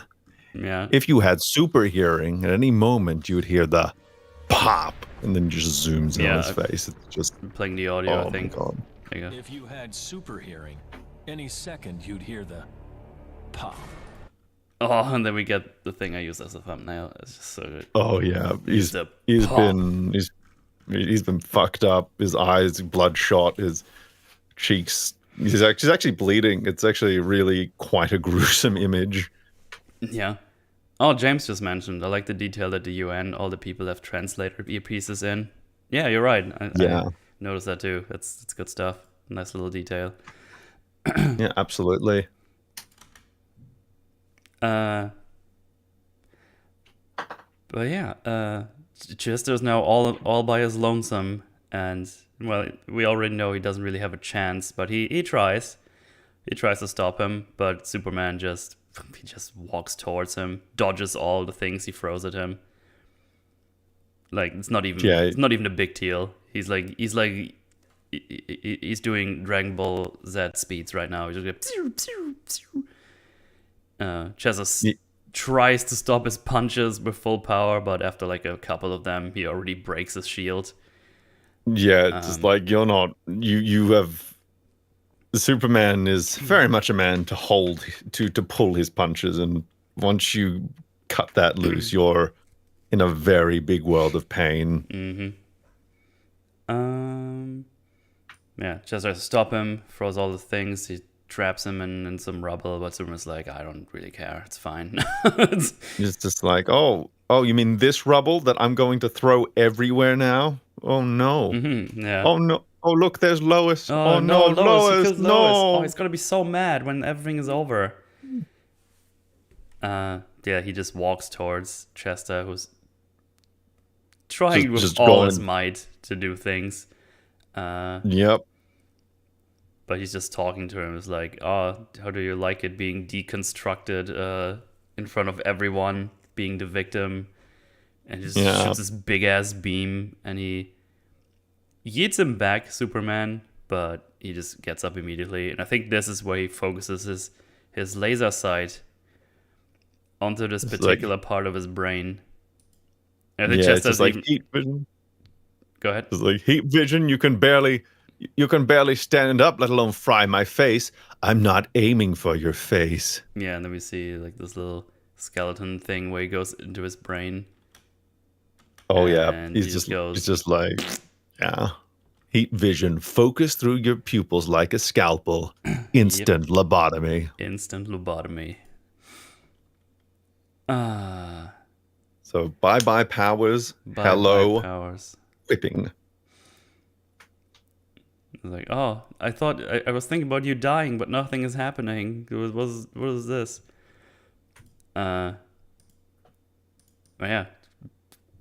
Superman being like all cruel and evil against these guys.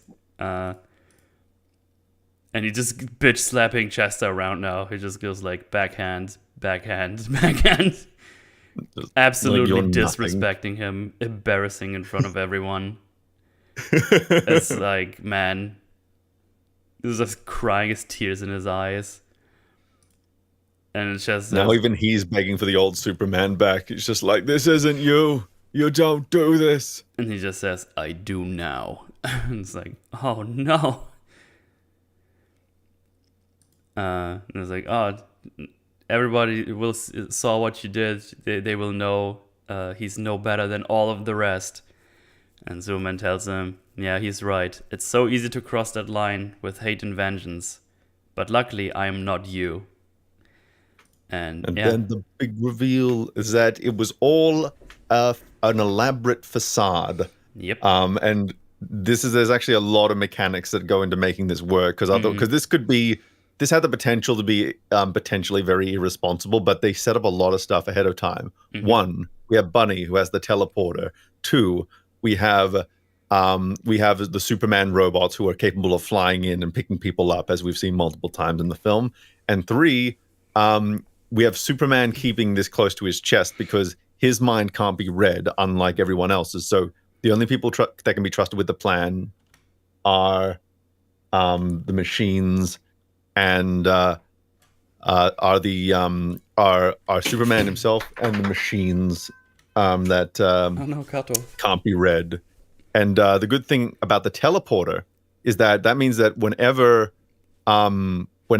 a civilian is in danger, the advanced Kryptonian computers can predict the trajectory of debris and then using Bunny to teleport them into place instantly, getting the civilian out of the way, moving the debris out of the way if that happens. Meaning that although there is a lot of damage going around here for the sake of the display, no one was actually in any real danger thanks to the fact that he planned this well ahead of time. And he even says the reason he let them knock him around so much is because they needed to wait for Bunny to come in, because as I mentioned earlier, Superman knows them well enough to accurately predict they would bring Bunny into this dimension, meaning that the robots can finally get on board. They can take control of Bunny, who again is now susceptible thanks to all those nodules being released, and they can take control of the teleporter. The way Superman says it, they tell Bunny they're gonna get her back to her dimension as soon as this is over. Yeah. So exactly. The ship basically just agrees, like, yes, yeah, please. please, I want to feel something. Yeah, please.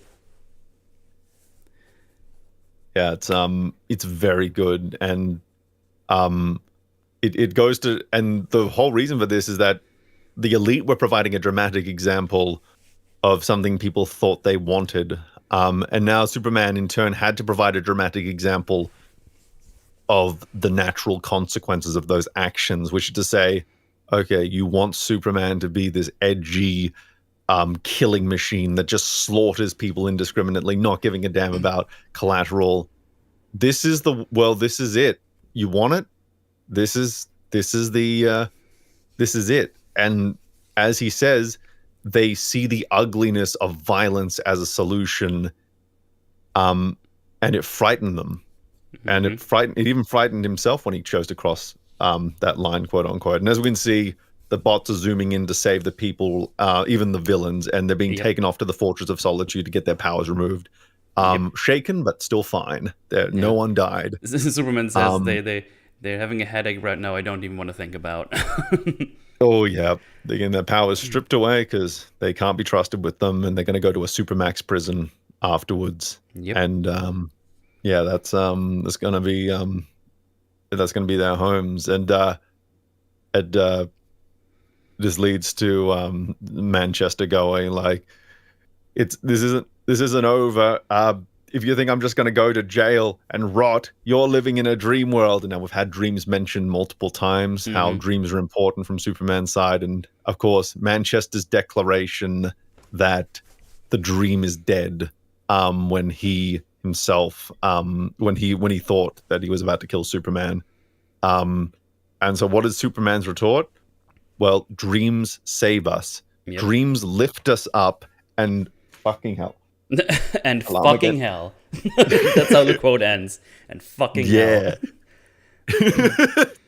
Dreams lift us up and transform us into something better. And on my soul, I promise until my dream of a world where dignity, honor, and justice are the reality we all share, I'll never stop fighting, ever. And that's just the thesis statement. It's this perfect final monologue. Then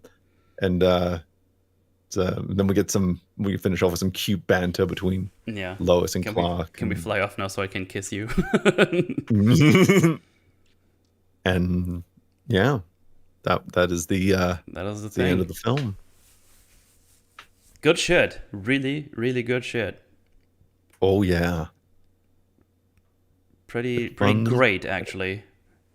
I would say so. Going back now through it, just a lot of things I didn't even notice before, and just all the things seemingly making sense as far as we could tell here again. So yeah, even stuff, because I sometimes think I come across like really big plot holes, and then I see that the film actually accounts for them. It's just one of those things where I don't come across this very often, especially with media, in like the speculative fiction, especially superhero realm, where the more thought you apply to it, the more rewarding it is. It's a rare beast, and I really, really like it. It's my favorite Superman film, and whenever I question whether that's still accurate, I just give it a rewatch, and it usually just reaffirms itself for me. It's a really, really, really good. It's a really good film. I love it. Yeah, I'm happy I watched it. It was really good. It was fun to watch through. It's not a depressing piece of shit, which was just nice. It's solid. Seems to be pretty tightly written as well, which I actually just didn't expect. I think like some contrivances here and there, mostly because we don't really know how the powers work from time to time. Like stuff with the powers are a little bit loosey-goosey. Yeah, but like overall pretty minor issues, I would say. I very much enjoyed this. I would very much recommend everyone to watch this. This is good shit. And it's also what is it? 1 hour and 12 minutes. So it's a pretty nifty, quick watch. Very breezy, some would say. And I could even think of ways that it could be longer and still be good, if not better. Like I would love, like I think one of my things in my notes was when I rewatched it last year is, you could have had like even more with the atomic skull. You could have had like Superman feels responsible for his position and is visiting him in prison as Clark Kent or something, and is like there's stuff you could do there. Obviously, there are constraints because these films were only allowed to be like X amount of minutes because of like, they're direct to DVD and everything. So there's like certain constraints. But I think within, the restraints that they have, they've told a bloody excellent story and have improved upon the source material a lot, I think. And have gone further than it did. And there's a lot more thought applied to this one than a lot of contemporary media. And I think a lot more films should take this film's example in that regard. Yeah, absolutely. It's Also shows you that you don't have to do a 4-hour, 3-hour, 2.5-hour movie, and have a lot of meat on your bones here, because we just talked about it for 3.5 hours. Yeah. Which is funny. I think this might be the longest Metal's Forge yet, but this was also the shortest movie I've watched on Metal's Forge. So there's a little fun tidbit there.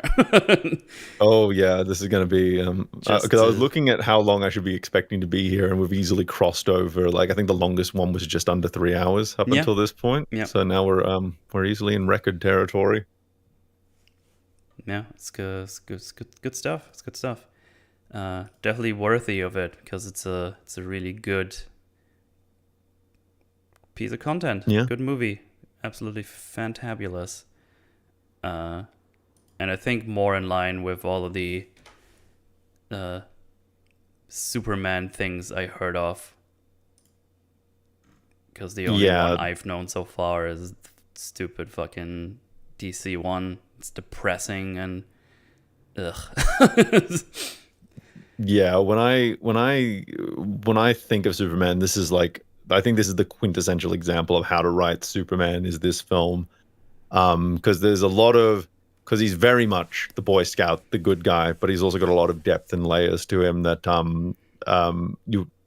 I think it's subtle. It doesn't beat you over the head with it, but he's just a well-realized character in this, with beliefs that you understand, and you genuinely root for him because you can see that he's just a good guy in a very in a very confused world that wants easier solutions, and yeah, I just can't. I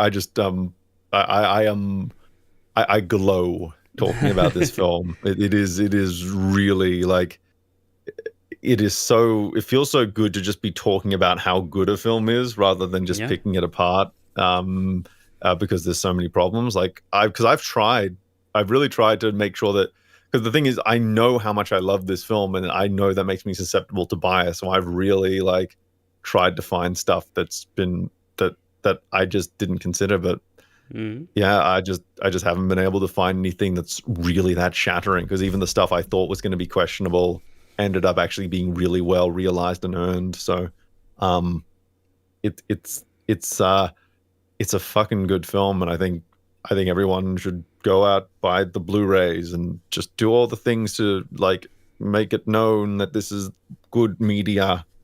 Rise up. Good media, absolutely. So obviously characters are very well established. The characters already talk to each other, makes sense. No one is breaking any character. We establish very quickly how the characters work when we see them.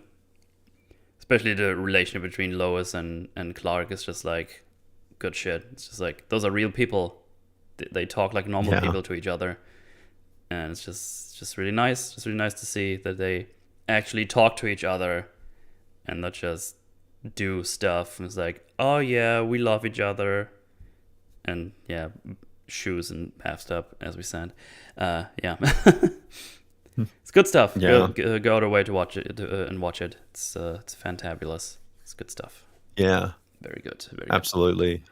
Love it. But yeah, let's do super chats then. Unless you got something else to add.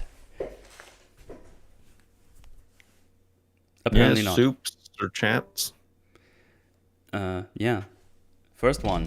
I came. Nice. Nice. That's very good. Meme is now the official EFAP DC expert. I love him so. What the hell? What's happening? Wait, why am I hearing the stream at the same time when I shouldn't be hearing the stream now? I don't know.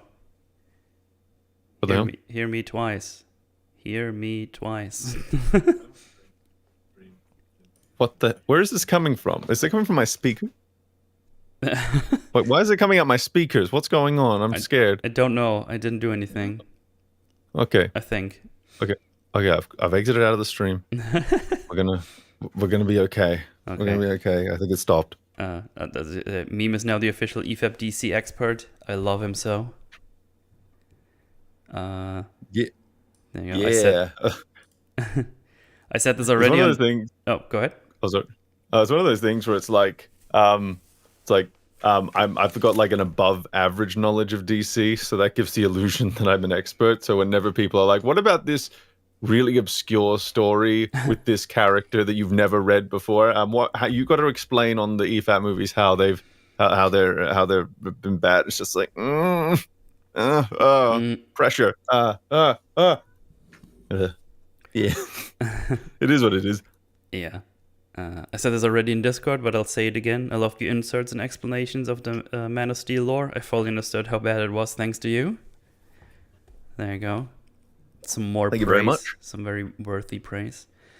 I might get an apprenticeship soon. Nice. Good stuff. But if I don't, you'll have to pay me these 50 NOKs back. Okay, German. Oh, hello, Mr. Meme. Your face is a grape. Yes. I would love to see Henry Cavill play this Superman, one of the best Superman movies, hands down. I'll believe it. I believe it. And yeah, I think he would be down playing this kind of Superman. I'm pretty sure. Yeah. Love to see it. Sounds fantastic to me. Infinitely better than Snyder's Wretch Sludge. That's without question. Without question. Absolutely, yeah. I can imagine a Superman scene where he gets a crash test dummy and trains himself to catch it as fast as he can without triggering the injury sensors. Oh, that's interesting. That would be cool. Oh yeah, that would be cool. I dig that idea. That would be fun. I think so. Yeah, make the edit of me a snake lady giving Super Metal my number for later reasons.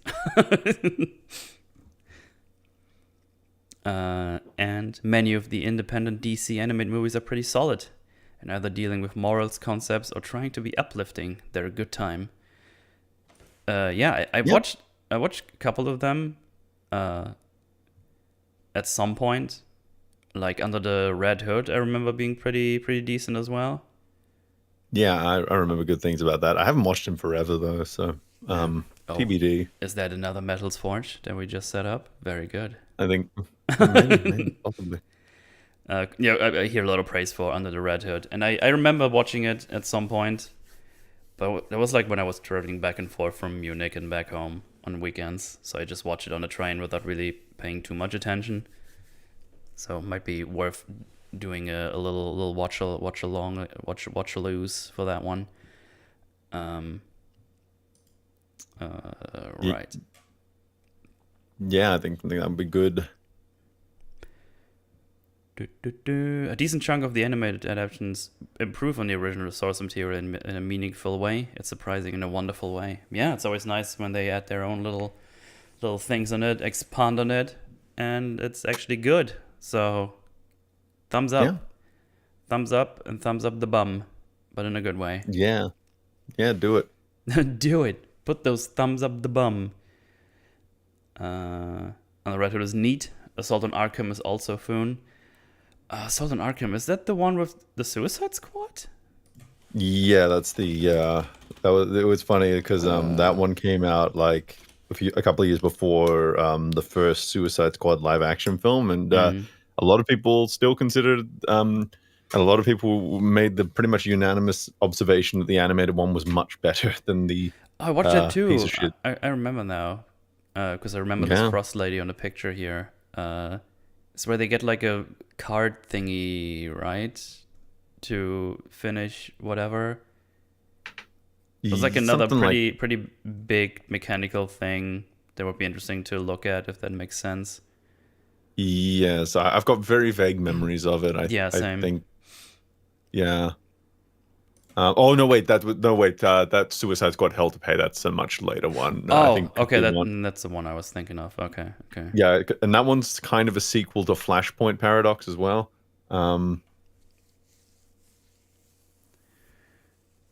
There's like 2 or 3 animated ones. Yeah. I think I recommended to you like 2 years ago and you watched it on the train. Yeah, that sounds right, Julius. I think I asked you guys in Discord. It's like, tell me movies. I need like 4 because I have 8 hours of travel.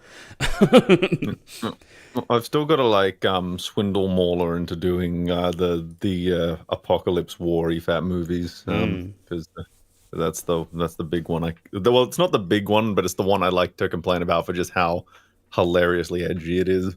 Yeah. Like this movie, personal favorite is All Star and the OG Doomsday. Select emotion watching his Doomsday fight. Oh, that's like the one where he like actually dies, I think, right? Not like in DC, so it was where they pretend he dies. Yeah, so this is like the very first it was the very first directed DVD adaptation standalone thing they did. I remember it being like you could feel that they were excited about the fact that they could use blood and stuff now, and it got very like they were excited they finally got a PG-13. They were allowed to do a PG-13, and you could really feel that perhaps the chains had been let off a little bit too quickly because they were really diving into it.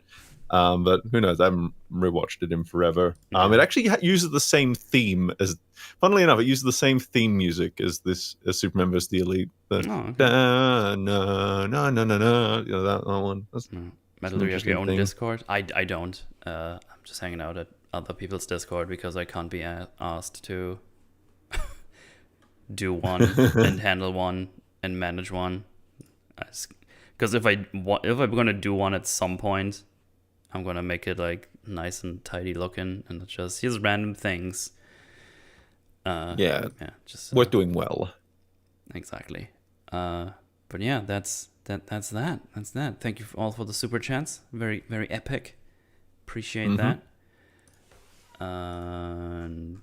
Yeah, I think we did it. That was wonderful. Yeah. Thank you for joining me. That was great. Yeah, it's been a good time. I love talking about this film. I really do.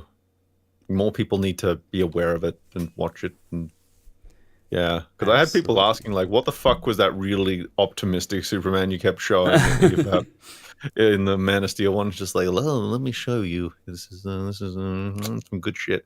Yeah.